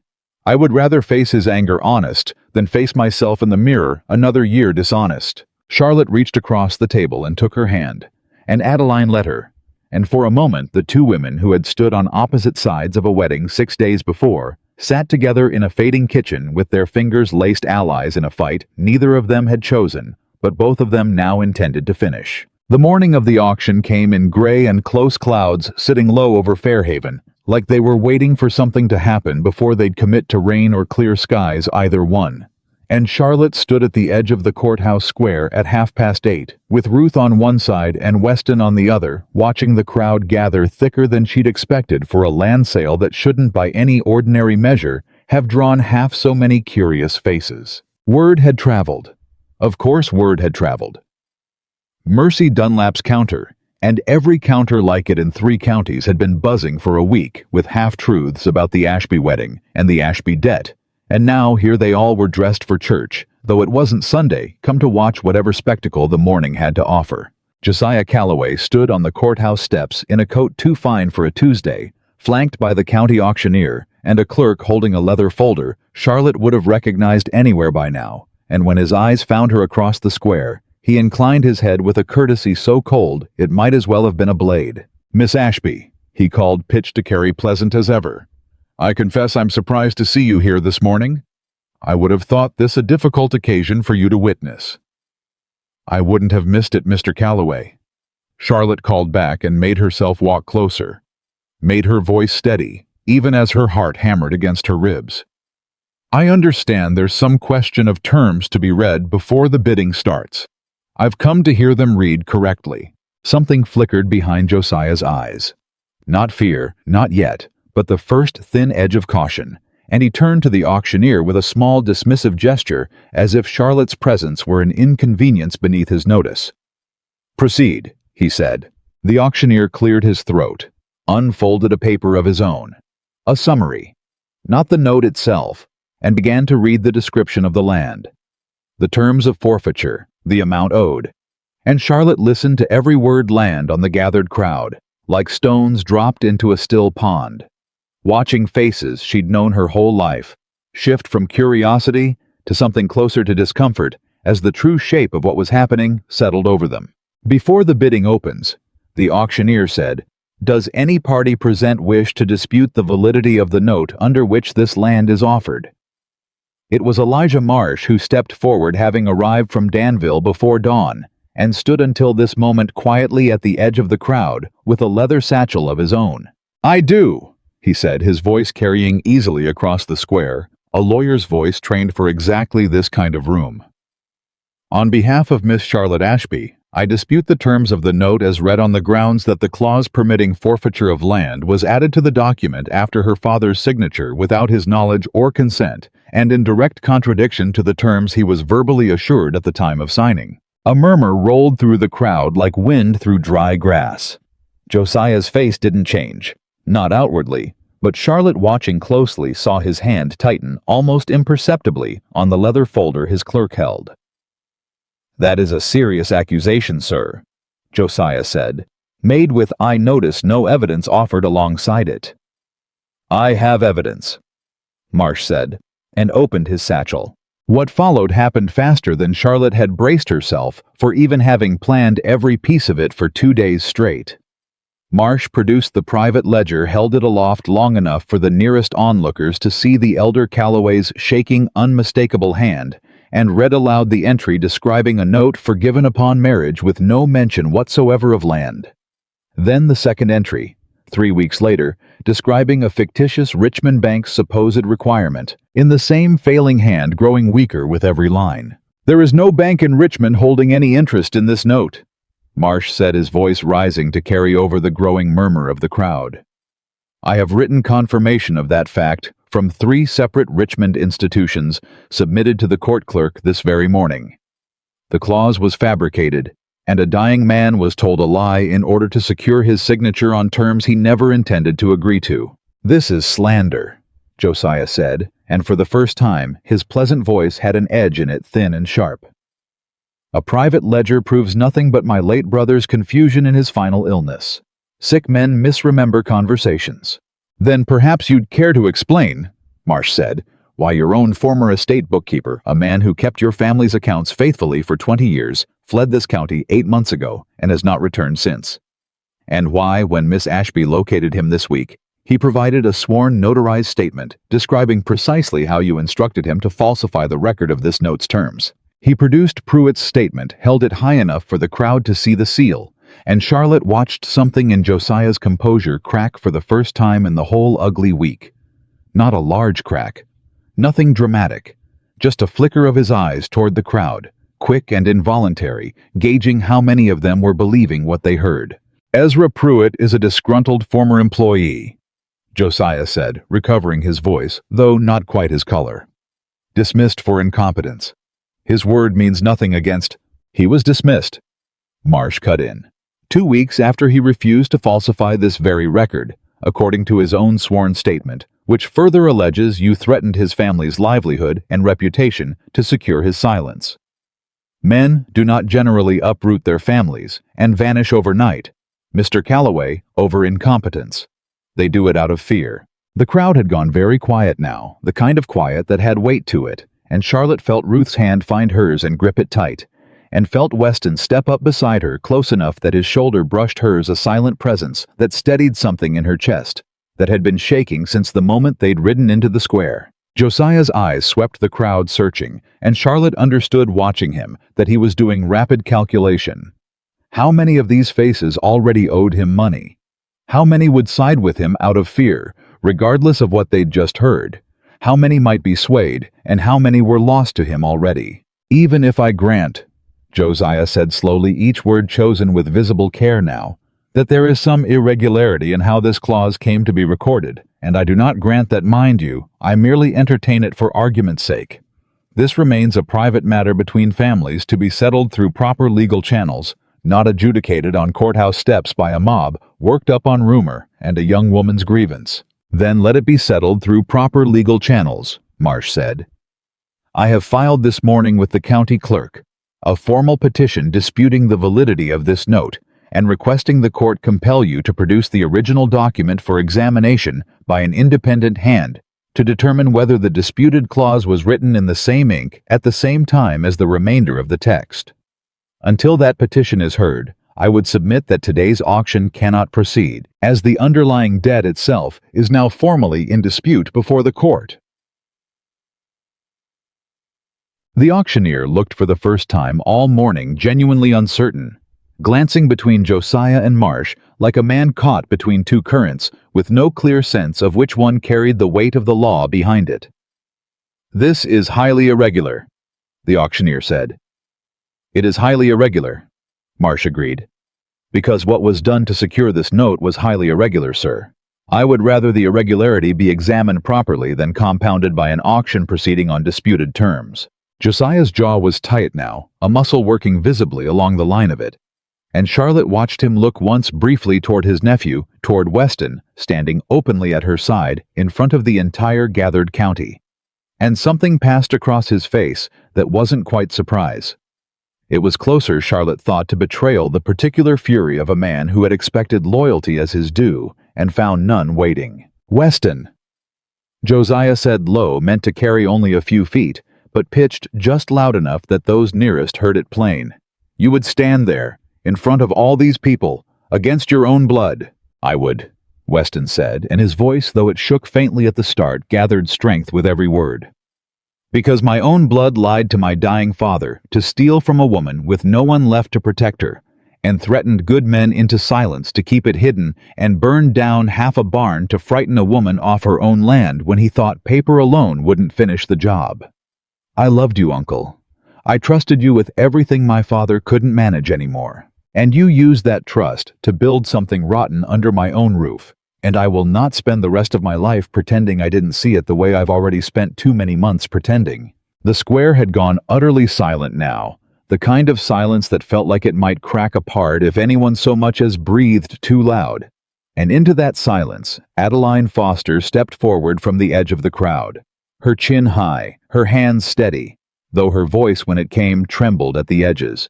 "I have something to say as well," she said, and every head in the square turned toward her.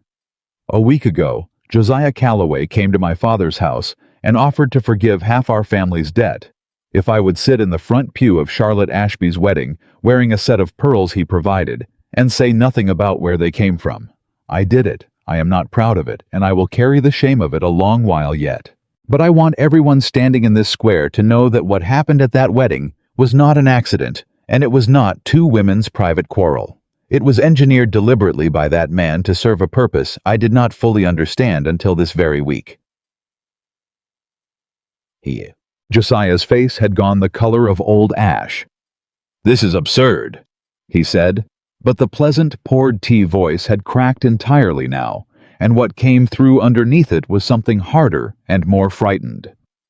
"I will not stand here and be tried by a courthouse mob on the word of a dismissed clerk and two hysterical young women." "Then don't stand here," Marsh said calmly.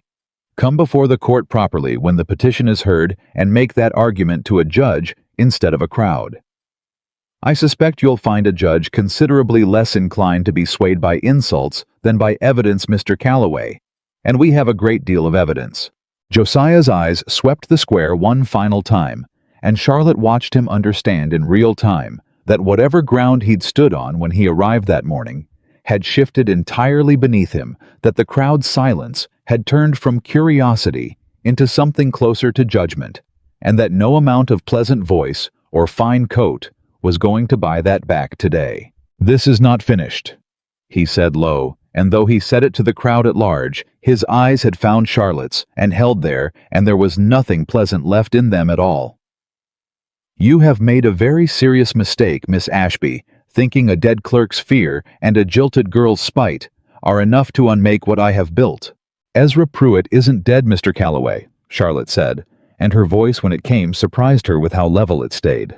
"He's very much alive and very much done being afraid of you. I'd start getting used to that if I were you, because I don't intend to stop until every last person you frightened into silence in this county has had the same chance to stop being afraid." He turned without another word and walked down the courthouse steps, his clerk scrambling after him with the leather folder still clutched against his chest, and the crowd parted around him the way it had parted around Charlotte 6 days before, on those same steps. Only this time, the whispers that followed him weren't wondering at a girl's nerve. They were wondering how long a man could keep something buried before the ground gave way beneath him entirely. Nobody moved for a long moment after Josiah disappeared around the corner of the courthouse, his clerk trotting to keep pace, and then the square seemed to exhale all at once, 100 conversations breaking out in low, urgent murmurs. And Charlotte felt her knees go suddenly alarmingly weak, as though her body had only now caught up to what her mind had been holding steady through sheer will for the better part of an hour. "Sit," Ruth said, gripping her arm. "Sit down before you fall down, Charlotte Ashby. You've gone white as a sheet." "I'm fine." "You are not fine. You are standing there swaying like a green sapling in a windstorm." Ruth steered her toward the courthouse steps and pressed her down onto the stone, and Charlotte sat and found once she'd stopped fighting it, that her hands were shaking so hard she had to press them flat against her own knees to still them. Weston crouched in front of her, his face still flushed with the aftermath of what he'd just done, what he'd just said to his own uncle in front of half the county. "You did it," he said. "Charlotte, you actually did it." "We did it," she corrected, though even as she said it, some cautious, exhausted part of her mind was already working past the relief toward what came next. Marsh filed the petition. That's not the end of it, Weston. That's the start of a proper fight now, in front of a judge, and Josiah's not a man who loses gracefully. No. Marsh agreed, coming to stand over them, straightening the papers back into his satchel, with the careful precision of a man who did his best thinking, with his hands occupied. He is decidedly not. I'd advise everyone here to expect the next several days to be considerably less dramatic than this morning, and considerably more dangerous. Dangerous how? Ruth asked sharply. A man like Calloway doesn't simply accept public humiliation and go home to reconsider his life, Marsh said. He regroups. He looks for the weakest point in what we've built, and he presses on it until something gives. That could mean discrediting Pruitt. It could mean questioning the notary's credentials or claiming the ledger was tampered with, or, and I want you all prepared for this possibility, it could mean something considerably less legal than any of that. Silas, standing a few steps down with his bruised arm still held stiff against his side, spat into the dirt. Man already burned a barn trying to scare us quiet. I don't reckon he's above worse. Then we don't give him the chance, Weston said. We keep the evidence secure. We keep watch on the farm, and we let the court do what the court's meant to do. The hearing was set for the following Thursday, 4 days out, and those 4 days stretched long and strange in Charlotte's memory afterward, not quiet exactly, because nothing about that week was quiet, but suspended somehow, the whole county holding its breath in a way that made ordinary tasks feel unbearably slow. The first sign that Josiah did not intend to simply wait for Thursday came on Monday morning, when a boy arrived at the farm with a folded paper, bearing not Josiah's seal this time, but the seal of the county sheriff. Ruth's hands trembled, reading it before she passed it to Charlotte. It was a summons not for Charlotte, but for Silas, alleging that he had on the night of the fire been observed by 2 witnesses attempting to set the blaze himself, in what the complaint characterized as an act of insurance fraud intended to extract sympathy and financial concession from the Calloway family during an ongoing dispute. That's a lie, Silas said when Charlotte read it aloud to him in the yard, his voice gone flat and dangerous in a way she'd never heard from him before. That is a bald-faced lie, and he knows it's a lie on account of he's the one who paid whoever set that fire in the first place. Who are the witnesses? Weston asked, arriving in time to hear the last of it, his face darkening as Charlotte handed him the summons. 2 names I don't recognize, Charlotte said. Neither does Silas. They'll be men in his employ, Weston said grimly. Or men who owe him enough money that testifying against you costs them less than crossing him would. This is exactly what Marsh warned us about. He can't discredit the ledger or the statement, so he's trying to discredit the people standing beside you. Instead, make it look like this whole affair started with fraud on your side of it, muddy the water enough that a judge starts wondering whether anyone in this dispute is telling the truth. They rode to Danville that same afternoon. The 4 of them crowded into Marsh's small office, while he read the summons with the same careful, unhurried attention he'd given every piece of evidence before it. This is thin, Marsh said finally. 2 unnamed witnesses, no physical evidence beyond a torch handle that could have been dropped by anyone filed 4 days before our hearing, by a sheriff's office, that answers at least in part to a county board. Josiah Calloway has funded re-election campaigns for going back a decade. He set the paper down. I don't say that to frighten you further. I say it because I want you to understand what kind of fight this actually is. It was never going to be settled on evidence alone, however good our evidence is. It's going to be settled on whether the truth can outrun the reach of a man who spent 20 years building influence specifically so the truth would never catch him. Then how do we win? Charlotte asked. We keep doing exactly what we've been doing, Marsh said. We make it too public, too documented, too widely witnessed for quiet influence to smother it. I'll file a motion to have Silas's hearing consolidated with our Thursday petition on the grounds that both matters arise from the same underlying dispute that keeps it in front of the same judge in the same public proceeding, instead of letting Josiah split it off into a quieter room with a more sympathetic ear. Can you do that in 4 days? I can try. Marsh was already reaching for a fresh sheet of paper. I'd also suggest, Miss Ashby, that this might be the moment to see whether Mercy Dunlap's suspicion about half this county holding notes with Josiah Calloway has any teeth to it. If Silas can be accused on the word of two men who owe Josiah their livelihoods, perhaps it's worth finding out whether any of the men who owe him their livelihoods might be persuaded now that a public fight has already started, to speak instead of stay silent. Charlotte thought of Mercy's low voice across the dry goods counter.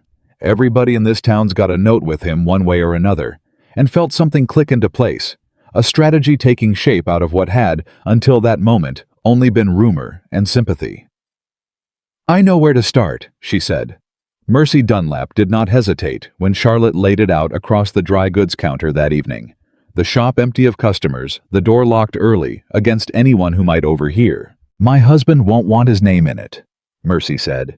"He's a proud man, and admitting he's been paying Josiah Calloway's silence for 2 years isn't the kind of thing a proud man does easy." She wiped her hands on her apron, a gesture Charlotte recognized now as something Mercy did when she was working up her nerve. "But I'll ask him tonight. And I know at least 3 other families in town in the same boat, families who've griped to me privately over the years about notes that got harder terms than they should have timed strange-worded strange. I'll talk to them too." "You'd be putting yourselves at risk," Charlotte said.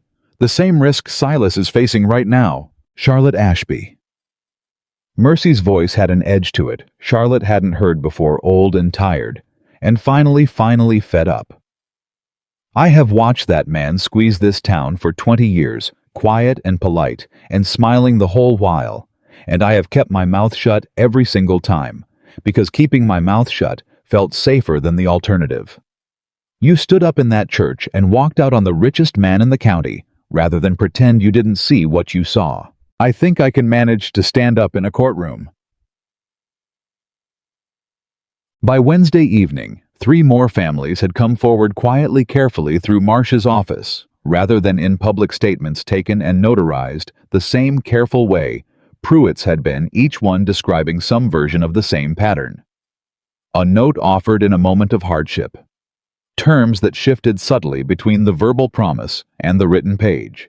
A debt that never quite seemed to shrink, no matter how faithfully it was paid, until the family finally sold Josiah some piece of what they owned just to be free of him. None of it was on its own as damning as the Ashby note with its forged clause. But together, laid side by side, it painted a picture no reasonable judge could easily dismiss as coincidence or misfortune, a pattern deliberate and long-running of a man who had built his fortune, brick by brick, out of other families' desperation. "This is more than I hoped for," Marsh said, reviewing the statements late Wednesday night by lamplight, his office cluttered now with more paper than Charlotte had ever seen collected in one place. "Thursday isn't going to be a hearing about one disputed note anymore, Miss Ashby. It's going to be a hearing about 20 years of a man's business practices all at once in front of the whole county." "Is that good or bad?" "It's both," Marsh said honestly. "It's good because the weight of it will be very hard for any judge to wave away. It's bad because a man cornered that badly, with that much to lose all at once, is a man with very little left to restrain him." He was right to worry. Thursday morning arrived, gray and humid, the whole county, seemingly packed into and around the small courthouse an hour before the proceedings were even set to begin, word having traveled fast enough in 4 days that Charlotte suspected half of Fairhaven had closed their shops and left their fields simply to be present for whatever was about to happen. She stood outside this courthouse doors with Ruth on one side, Weston on the other, Silas just behind them, still favoring his bruised arm, and felt the particular specific fear of a person about to walk into a room where everything might still go wrong, despite every possible preparation. "Whatever happens in there," Weston said quietly, close enough that only she could hear, "I want you to know that walking out of that church a week ago was the bravest thing I've ever watched anyone do, and everything that's happened since has only proven you right to do it. We haven't won anything yet." "No," he agreed. "But we've already done the hard part. The rest is just watching a judge catch up to what we already know. The courtroom itself was smaller than Charlotte had imagined, close and warm, with too many bodies packed into too little space. And Judge Harlan Weeks, an older man with a reputation Marsh had told her for being neither easily bought nor easily rushed, took his seat at the front with an expression that gave away nothing at all. Josiah Calloway sat at the opposing table with his own attorney, a sharp-featured man from Richmond that Charlotte didn't recognize. And though Josiah's coat was as fine as ever and his posture as composed, there was something different about him this morning. A tightness around his eyes, a stillness that looked less like confidence and more like a man holding himself together through sheer effort of will. "We are here," Judge Weeks began, once the room had settled, "to consider a petition disputing the validity of a note held by Mr. Josiah Calloway against the estate of the late Reverend Ashby, along with I am given to understand several related matters that have been consolidated into this same proceeding at counsel's request. Mr. Marsh, you may proceed." What followed took the better part of 3 hours, and Charlotte would remember it afterward less as a sequence of events and more as a long, slow, tightening evidence laid out piece by piece, Pruitt's statement read aloud in full. This time, the private ledger examined and compared against the disputed note by an independent hand. The court had appointed a document examiner from Richmond who testified in dry, careful language that the ink of the disputed clause did indeed differ measurably in composition from the ink of the surrounding text, consistent with having been added at a later date. Josiah's attorney fought every point, objecting, questioning, trying to cast doubt on Pruitt's motives, on Mercy's husband's testimony, on the very existence of a pattern across so many separate notes. But Charlotte watched Judge Weeks's face through all of it, and saw by the second hour that whatever doubt the attorney was working to plant simply wasn't taking root the way Josiah needed it to. Then came Silas's turn, called to answer the arson complaint filed against him, and Charlotte felt her whole body go tense as he took the stand.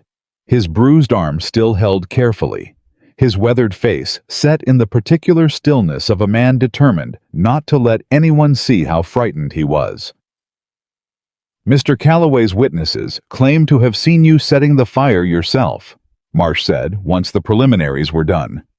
"Can you tell the court what actually happened that night?" "I heard somebody round the back of the barn," Silas said, his voice steady despite everything. "Went to see who?" "Somebody hit me across the arm before I got a look at his face.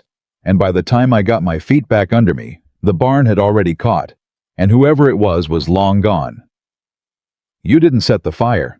"I did not set that fire.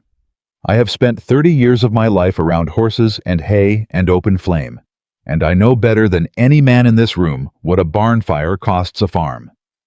I would sooner burn my own hand off than set fire to that barn."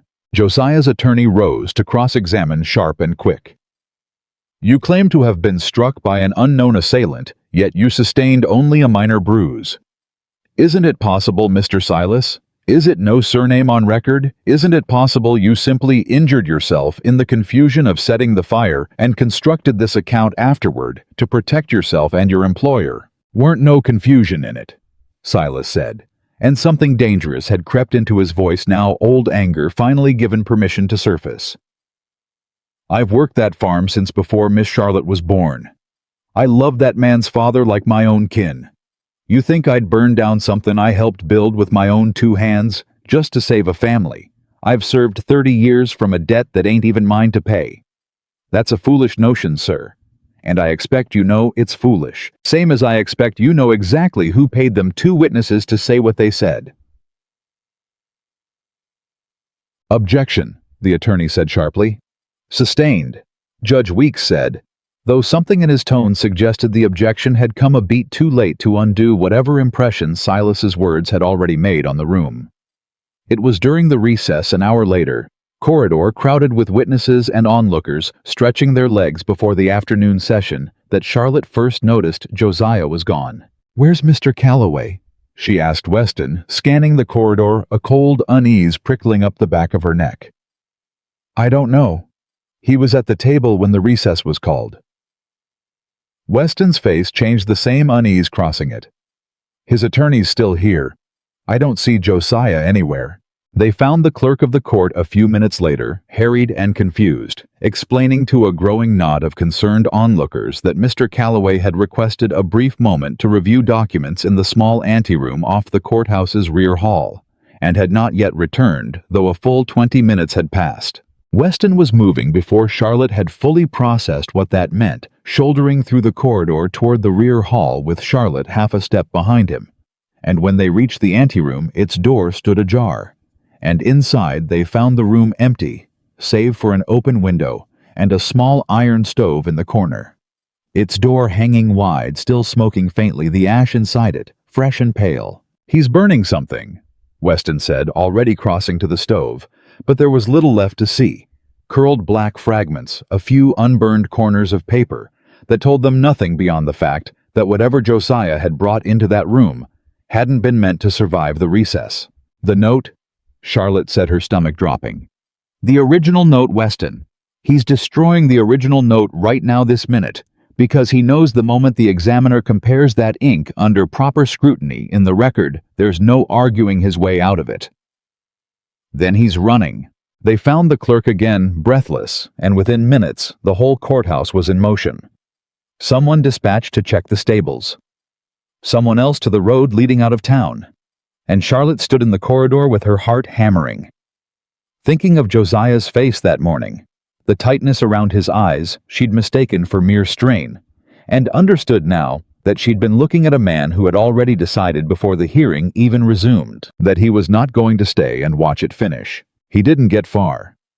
It was Silas of all people who spotted him moving fast on foot toward the livery 2 streets over, rather than risk the courthouse's own stable, where he'd surely be seen a leather satchel clutched to his chest, that Charlotte would later learn held what cash he'd managed to gather from his personal accounts before the hearing that morning, enough perhaps to start over somewhere. His name meant nothing. "Mr. Calloway." Silas called, his voice carrying clear across the street, and Josiah froze mid-stride, half turning, and for one long moment the two men simply looked at each other. 30 years and a lifetime of unequal standing collapsed suddenly into a single narrow street. "Get out of my way," Josiah said. "Judge is waiting on you," Silas said, not moving. "Whole county's waiting on you, matter of fact. Seems a shame to leave before you hear how it comes out." "I know how it comes out." Something had cracked entirely in Josiah's voice, now the poured tea composure gone, replaced by something raw and cornered. "I built everything I have from nothing. Do you understand that? Nothing. My brother inherited the land, the name the easy path, and I built the rest of it myself, note by note, deal by deal. And I will not stand in a room and let a farmer's hired man and a preacher's penniless daughter unmake 20 years of work in a single afternoon." "Reckon that ain't up to you no more," Silas said quietly. "Reckon it stopped being up to you the moment you decided lying to a dying man was a fair price for another family's land." By the time the sheriff's deputy arrived, summoned by a passerby who'd seen the commotion, Josiah had gone very still, the fight seeming to drain out of him all at once. Standing in the middle of the street with the satchel of cash still clutched against his chest and nowhere left to run. To that wouldn't simply confirm in front of the entire watching town exactly what kind of man he'd become. He was escorted back to the courthouse under guard, and the afternoon session, when it finally resumed, nearly 2 hours late, carried a different weight entirely. No longer a dispute between two parties with competing accounts, but something closer to a formal reckoning. The attempted flight and the burned paper both entered into the record as evidence Marsh scarcely needed to argue over. Judge Weeks took the rest of the afternoon in near silence, reviewing what remained, and when he finally spoke, the courtroom had gone so quiet Charlotte could hear her own pulse. "This court finds," he said, "that the amended clause introduced into the note between the Ashby estate and Josiah Calloway was not executed with the knowledge or consent of the late Reverend Ashby, and is therefore void.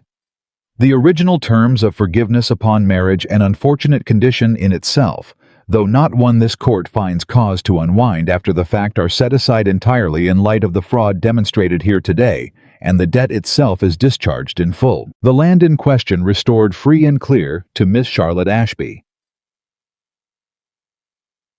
A sound moved through the courtroom, not quite a cheer held back by the formality of the room, but something close to it, a collective release of breath that had been held far too long. Furthermore, the judge continued, his voice hardening now, given the pattern of conduct demonstrated in the testimony of multiple witnesses regarding notes held across this county, this court refers the matter of Josiah Calloway's business practices to the county prosecutor for further investigation and orders that his attempted flight from these proceedings along with the destruction of material evidence be treated as an aggravating circumstance in whatever charges may follow. As to the complaint filed against the witness known as Silas, this court finds it without merit and dismisses it entirely, and notes for the record its concern that such a complaint may itself have been filed in bad faith, a matter the prosecutor may wish to examine alongside the rest.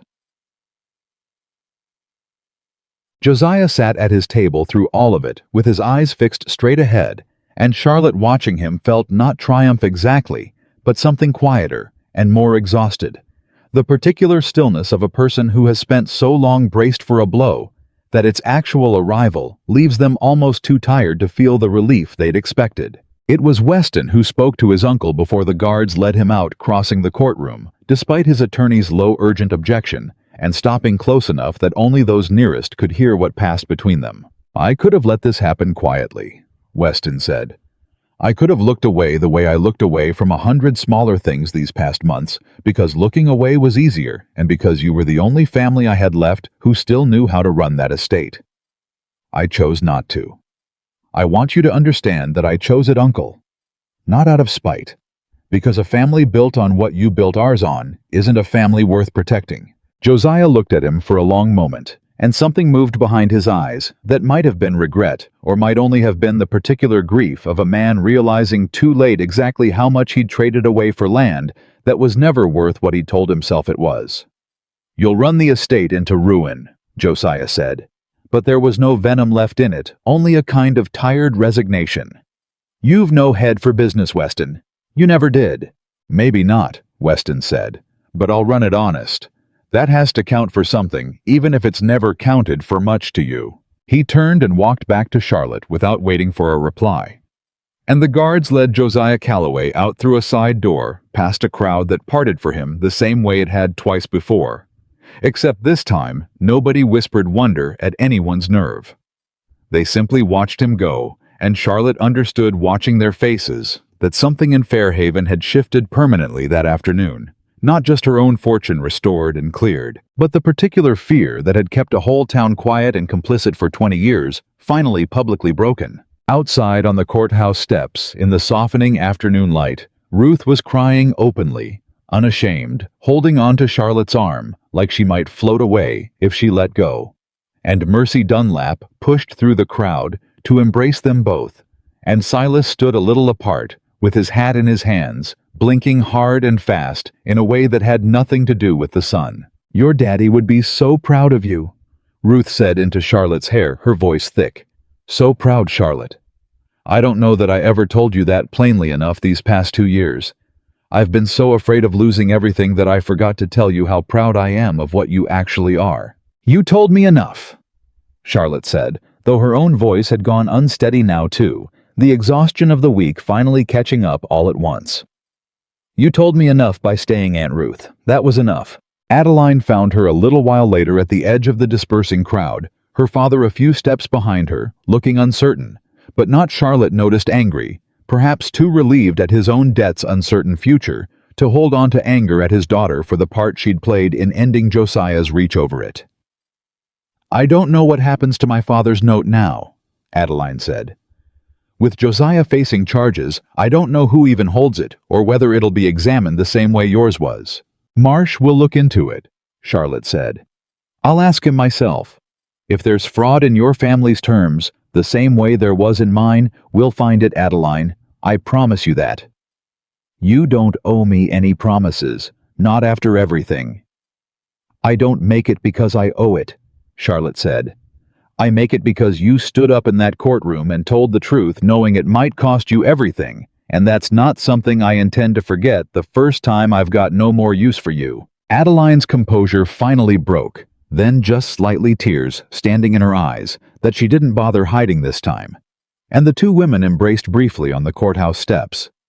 An unlikely alliance forged out of the worst week of both their lives, and something that Charlotte suspected watching Adeline walk back to her father might yet grow into something like real friendship given time. Weston found her last once the crowd had thinned, and Ruth had gone ahead with Silas to see about the wagon, and he stood a few feet away with his hat in his hands, turning it slowly the way he did when he didn't quite trust his own voice yet. "It's over," he said finally. "The debt is settled, the land's restored."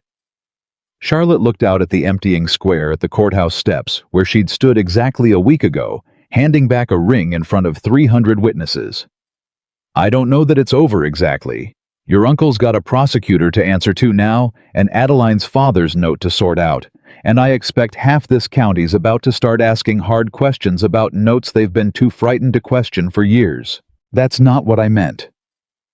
Weston stepped closer, and there was something in his face now that hadn't been there through any of the week's chaos, not urgency, not fear, something quieter and more careful. "I meant, it's over between us needing each other for a purpose. The investigation's finished. The debt's cleared. You don't need my testimony anymore, and I don't need your father's land to save my family's name." He paused, and his voice, when it continued, had gone rough at the edges. "I find I don't know what to do with that. I've spent this whole week needing you for 100 urgent reasons, and now I've woken up to discover I still want to be standing here, and I don't have a single urgent reason left to explain it." Charlotte looked at him for a long moment, the late light falling gold across the empty square, the whole terrible, extraordinary week suddenly very quiet around them. "Maybe that's the only kind of wanting worth trusting," she said softly.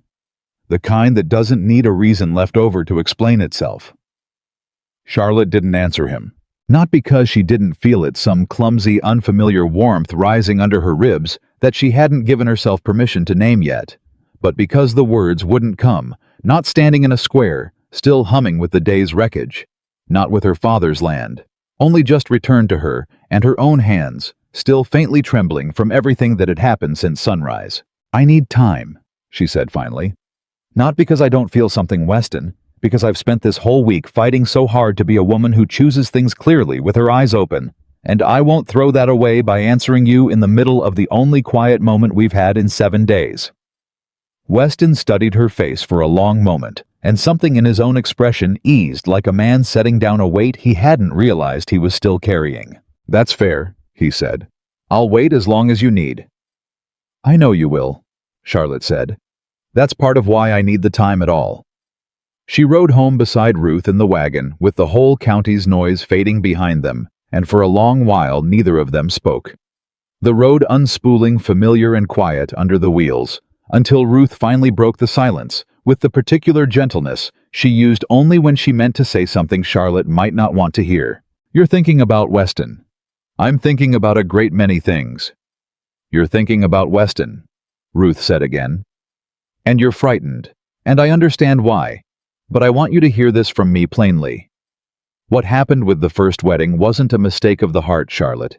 It was a mistake of circumstance, a marriage built out of debt and obligation before either of you had the chance to choose it freely. That's not the same thing as what's sitting in front of you now. How do I know the difference? How does anyone know the difference, sitting this close to it?" "You don't, not for certain, not ever," Ruth said. "Nobody gets a guarantee, dear one. You only get to watch how a person behaves when there's nothing left for them to gain from you, and then you decide whether that's a person worth trusting with the rest of it." Charlotte turned that over for the length of the ride home and found she couldn't argue with it, however much some cautious, still wounded part of her wanted to. The farm greeted her differently than it had 2 weeks before. Word of the hearing's outcome had traveled even faster than word of the wedding's collapse, and by Saturday morning there were wagons in the lane that didn't belong to anyone. Charlotte had summoned neighbors. Mostly families she'd known her whole life, arriving with lumber and nails and the particular brisk, wordless efficiency of people who understood that thanking a person properly sometimes meant showing up with tools instead of speeches. "We heard about the barn," said Thomas Higgins, a farmer 2 properties over, who Charlotte had exchanged maybe a dozen words with in her whole life before that morning. Figured a woman who stood up to Josiah Calloway in front of the whole county oughtn't have to rebuild her own barn alone. By midday, there were a dozen men working the frame, and Mercy Dunlap had set up a table in the yard with more food than Charlotte's kitchen had produced in a month. And Ruth moved through the crowd with tears standing in her eyes, more than once accepting embraces from women who'd whispered unkindly outside the church 2 weeks before, and now couldn't seem to apologize fast enough with their hands full of borrowed hammers. "Funny thing about a town," Silas said, watching it all from the porch step, his bruised arm finally out of its sling. "How fast folks find their courage once somebody else has already spent theirs proving it's safe to have some." "Is that forgiveness, you think?" Charlotte asked. "Or just relief that they don't have to be brave themselves anymore? Does it matter so long as the barn gets built?" Charlotte laughed, the first easy laugh she'd allowed herself in what felt like a very long time, and found watching the frame rise beam by beam against the afternoon sky that some of the exhaustion she'd been carrying since the wedding had finally begun to loosen its grip. It didn't stay loose for long. The letter came Tuesday, 3 days before Josiah's formal sentencing hearing, and it did not bear his usual clerk's careful copying hand. It was written by Josiah himself from the county jail, where he awaited disposition of his case, and the handwriting cramped uneven. Nothing like the confident script that had once ordered so many lives in Fairhaven told its own story, before Charlotte had read a single word. "Miss Ashby," it began, "I write not to beg your mercy, which I do not expect, and would not know how to accept if offered. I write because there is a matter my attorney has advised me to raise before the sentencing, and I find I would rather you hear it from my own hand than from a courtroom's cold recitation. Your father's original debt to my family was real. $1,100 borrowed in good faith 3 years past against a poor harvest and a sick wife's medicine. The forgiveness upon marriage was my brother's idea, not mine. A kindness I thought foolish even then. I did not forge the amount owed. I only forged the terms of its collection. I want you to understand that distinction, small as it may seem to you now, because I suspect it is the only honest thing I have left to offer anyone in this county. Your father died owing that debt honestly. I made it dishonest. Both things are true, and I have had a great deal of time in a small cell to sit with both of them." Charlotte read the letter twice, sitting on the porch step, where Silas had told his joke about the barn 3 days before, and felt something complicated move through her chest. Not forgiveness, not yet, but something adjacent to it. A recognition that even a man who had done what Josiah had done might still be more than a single flattened villain in the story of her own worst week. "What does he want from you?" Ruth asked, reading over her shoulder. "I don't think he wants anything," Charlotte said slowly. "I think he's trying to tell the truth for the first time in longer than either of us can guess now that lying costs him nothing more than it's already cost him." "Does it change anything?" Charlotte folded the letter carefully. "No. He still forged a clause to steal a dying man's land. He still burned a barn and sent men to frighten a frightened family further. But I don't think I need to hate him to see justice done, Aunt Ruth. I think hating him would only be one more thing he took from me on top of everything else." The sentencing hearing, when it came, was mercifully brief compared to the marathon of the week before. Judge Weeks, having already established the pattern of Josiah's conduct across a dozen families' testimony, moved through the proceeding with the efficient gravity of a man who had heard enough and needed no further convincing. Josiah stood for the reading of his sentence restitution to every family whose note had been proven fraudulent or unfairly altered, a substantial fine payable to the county, and 18 months confinement with the judge, noting for the record that a longer term might well have been warranted had the defendant's cooperation with restitution proceedings not been, in the judge's words, unexpectedly forthcoming in these final weeks. Weston stood beside Charlotte through the reading, and when it was finished, when Josiah was let out for the last time, without once looking back at the gallery, Weston let out a breath that seemed to carry the weight of the whole ordeal with it. "It's really finished," he said. "The legal part is finished," Marsh corrected. Gathering his papers with the particular satisfaction of a young lawyer who had just made his name on a case that would be discussed in Danville and Fairhaven, both for years to come. The rest of it, rebuilding what he broke in this county and in your own family, that part takes considerably longer than a single afternoon in a courtroom. He was right, and Charlotte understood it most clearly, not in the weeks of restitution hearings that followed for Adeline's family and 3 others, each one confirming some version of the pattern Josiah's careful cruelty had built across 2 decades. But in the smaller, quieter moment, 2 weeks later, when Ezra Pruitt himself arrived back in Fairhaven, his wife and grandchildren in the wagon behind him, to reclaim the small house he'd fled 8 months before. "Didn't think I'd ever feel safe coming back," he told Charlotte, standing in her yard with his hat in his hands, the same nervous gesture she'd seen so often these past weeks from men unused to speaking their fear out loud. "But my sister's boy wrote and told me the whole county'd heard the truth of it now, and I got to thinking man can't spend the rest of his days hiding from a shadow that's already been proven false in a court of law. I'm glad you came back, Mr. Pruitt. Wouldn't have had a truth to prove if you hadn't come looking for it," he said. "I owe you a debt I don't know how a man pays back proper." "You don't owe me anything," Charlotte said. "You told the truth when it cost you the most. That's not a debt, Mr. Pruitt. That's just decency, and decency doesn't need repaying." It was around this time the farm rebuilt the barn's new frame, smelling of fresh-cut pine, the last of the restitution hearings winding toward their conclusions, that Charlotte found herself, almost without deciding, to spending her mornings at Mercy Dunlap's counter, helping other Fairhaven families untangle notes and terms they'd never fully understood, reading contracts aloud in plain language for women who'd been too intimidated to ask a lawyer's fee for something that felt until now too small or too shameful to raise. "You've got a gift for this," Mercy told her one gray morning in late summer, watching Charlotte patiently explain to a young mother the difference between a note's principal and its interest, the woman's face slowly clearing from confusion to something like relief. "Your father would be proud, not just of the debt you settled, of this." "I never thought of it as anything but common sense," Charlotte said. "Common sense that most folks in this town have been too frightened or too proud to ask for all these years," Mercy said. "There's not a school in 3 counties that teaches a woman how to read a debt note properly, Charlotte Ashby. Maybe there ought to be."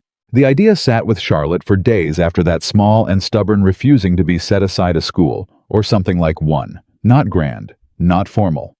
Just a room where women who'd been kept deliberately ignorant of the numbers governing their own lives could learn to read them plain, so that no family in Fairhaven would ever again sign away land or livelihood, because nobody had taught them the language of the paper doing it. She raised the idea with Ruth first, hesitant, half expecting the same cautious objections her aunt had raised about every bold thing Charlotte had attempted these past weeks. Instead, Ruth's face lit with something Charlotte hadn't seen there in years. "Your mother taught Sunday letters to half the girls in this county before she took ill," Ruth said. "I always thought it a shame nobody carried it forward after she passed. You'd be doing more than teaching numbers, Charlotte. You'd be finishing something she started. The old schoolhouse behind the church, empty most days, now that the regular term had ended for summer, became by the first week of autumn home to something Charlotte hadn't fully planned to build, but found herself building anyway. 2 mornings a week, a room full of women of every age, learning to read contracts and count interest and understand in their own hands and their own language exactly what any paper set in front of them actually said before they agreed to sign it. Adeline came the first morning quiet and a little uncertain at the back of the room, and stayed to help teach the second week, and by the third had taken over half the lessons herself. Her steady, patient voice, a comfortable counterpoint to Charlotte's. And something between the 2 women that had started as reluctant alliance in the worst week of both their lives had settled by autumn into something that looked a great deal like real friendship. Weston kept his distance through most of it. Not out of coldness, Charlotte understood, but out of the particular restraint of a man determined to give a woman the space she'd asked for, however much it cost him.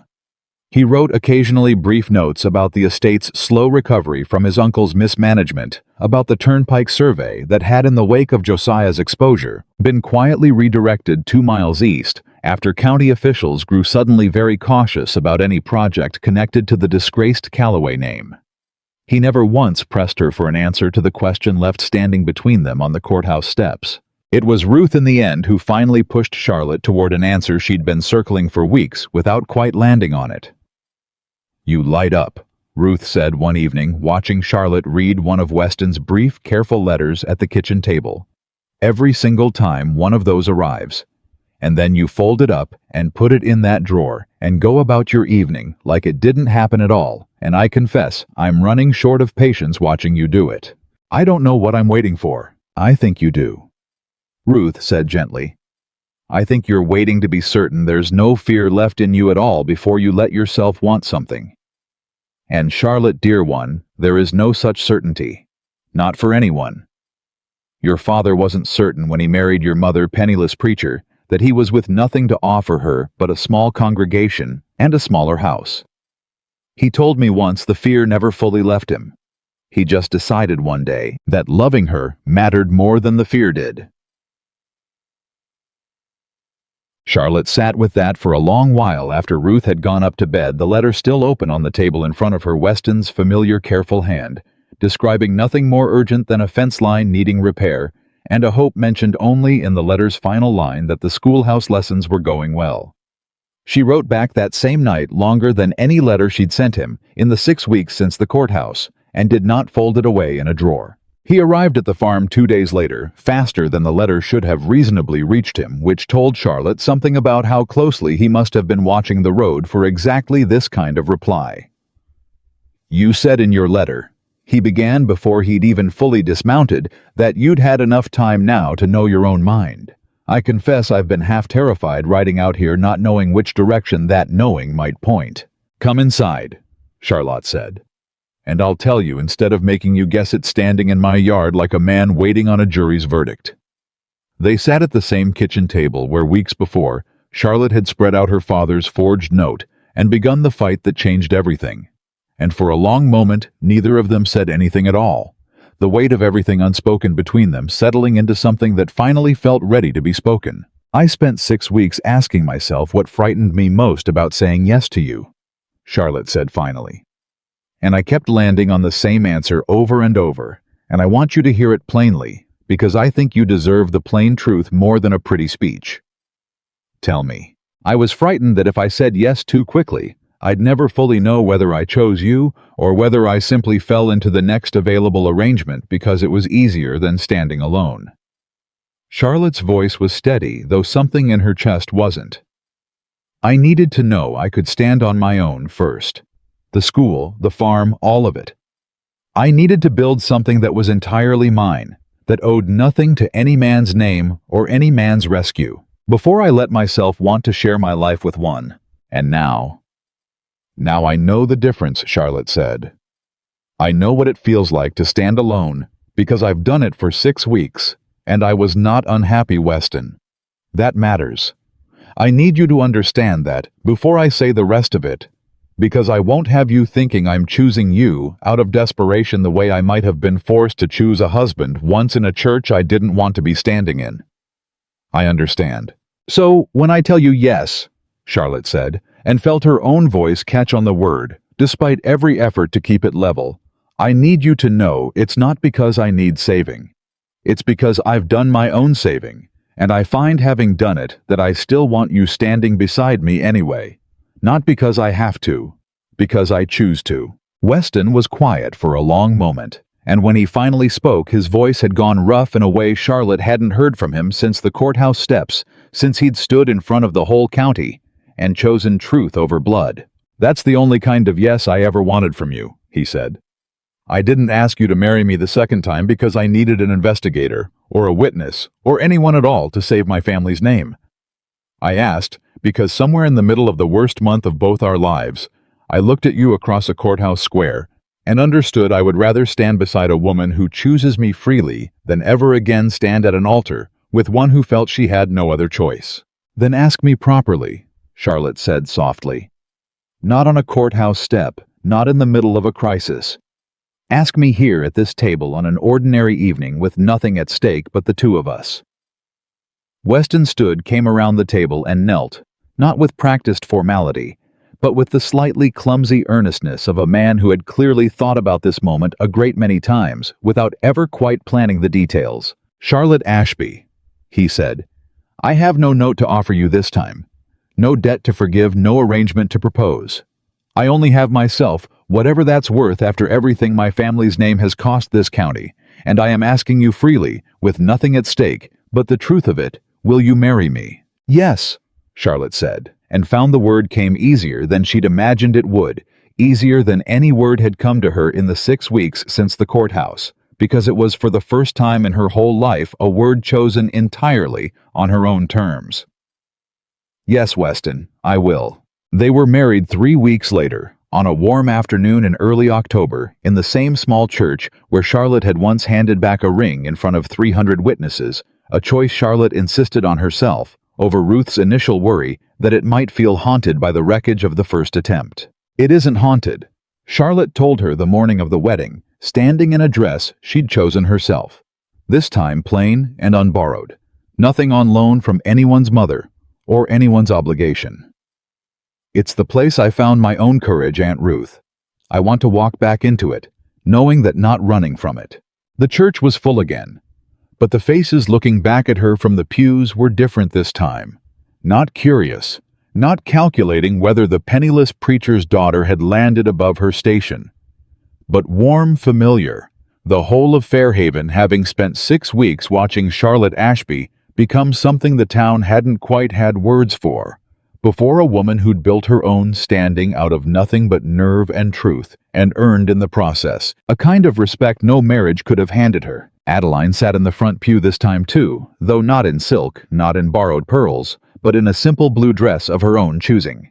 And when Charlotte caught her eye walking up the aisle, Adeline smiled a real smile, unguarded, nothing like the careful pity she'd offered from that same pew 6 weeks before. Silas walked her down the aisle, since there was no father left to do it. His bruised arm long healed his weathered face, doing its best to hold steady through what Charlotte suspected was the proudest morning of his own life, nearly as much as hers. "Your daddy'd be mighty pleased," he murmured close to her ear as they reached the front of the church. "Not on account of who you're marryin', on account of who you turned out to be gettin' here." "I couldn't have gotten here without you, Silas. Weren't nothing but standing beside you," he said. "You did the walking yourself." Weston waited at the altar exactly where he'd stood the first time, but everything about the moment felt entirely different now. No borrowed veil, no pearls in the front pew, no debt hanging over either of their heads.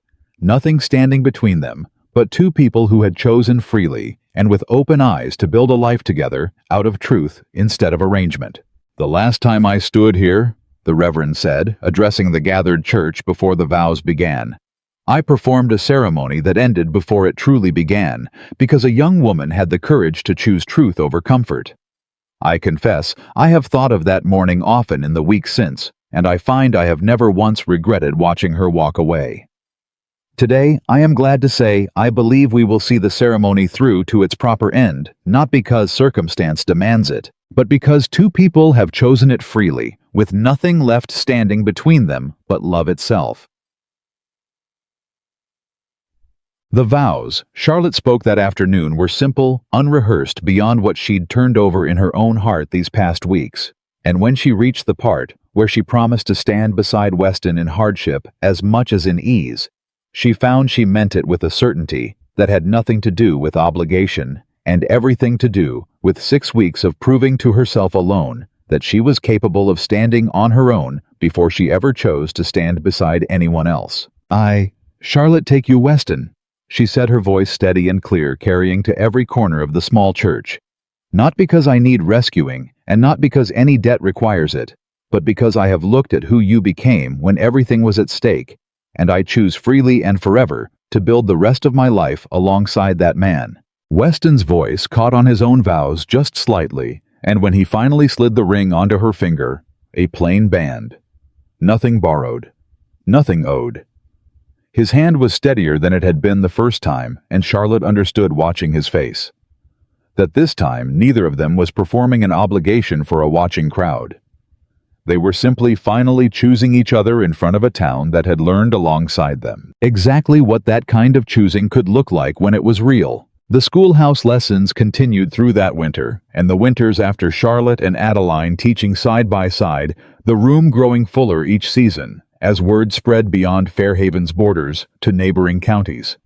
Families arriving from further and further afield, to learn what one preacher's daughter had first fought to understand for her own survival, and then decided deliberately to make sure no other family in the county would ever have to learn the hard way again.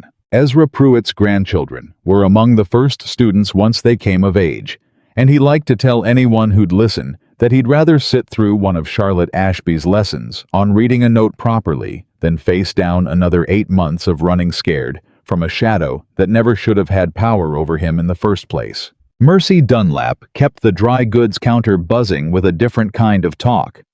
Now, not gossip about who'd humiliated whom in whose church, but news of which family had finally paid off an old note, fair and square. Which young woman had learned enough numbers to catch a landlord trying to shortchange her? Which small injustice had been quietly corrected because somebody in this county had finally learned to read the fine print before signing anything at all? Josiah Calloway served his 18 months and left the county afterward quietly, without fanfare. His name carrying too much weight for him to ever fully rebuild what he'd lost. And Charlotte found in the years that followed that she thought of him less and less. Not out of forgiveness exactly, but out of the simple fact that a life well built has less and less room with each passing season for the shadow of a man who had once tried and failed to take it all away. Weston ran the estate honestly exactly as he'd promised his uncle he would in that courtroom, and if it grew more slowly under his careful, transparent management than it had under his uncle's ruthless one, neither he nor Charlotte ever once regretted the trade. The turnpike, when it was finally built 2 years later, along its redirected route passed nowhere near the Ashby land at all, a fact that Charlotte sometimes found almost funny, considering how much blood and fear had once been spilled over a piece of ground that turned out in the end to matter to no one but the family, who'd always simply loved it for its own sake. On the evening of their first anniversary, Charlotte and Weston sat together on the porch of the farmhouse rebuilt barn standing solid against the darkening sky. Schoolhouse lamp still lit 2 miles off where Adeline was finishing that evening's lesson, and Charlotte found herself thinking back, as she often did on quiet evenings, to the morning she'd stood at an altar and watched a woman in stolen pearls confirm everything she'd feared about the life she was about to walk into. "Do you ever wonder," she asked Weston, "what would have happened if I'd stayed silent that morning? If I'd married you anyway, pearls and all, and simply learned to live with it?" "I try not to," Weston admitted.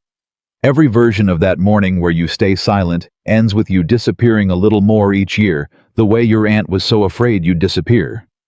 I don't think I would have recognized the woman you'd have become if you'd chosen safety over truth that day." "I don't think I would have recognized her either," Charlotte said quietly. "I think about that girl sometimes, the one standing at the altar with her mother's pearls glinting at her from the front pew. And I understand now that walking away wasn't the end of anything at all.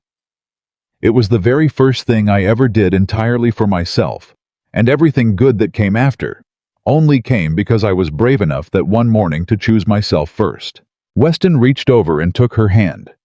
The same steady grip that had held hers through a burned barn and a courthouse fight, and every terrifying, extraordinary week in between, and Charlotte thought, watching the last light fade, gold over land that was hers, truly hers, earned and fought for, and finally, completely secure, that there was no version of her life she would trade for the one she'd built with her own 2 hands. She had walked into that church once believing marriage was the only thing that could save her family's name.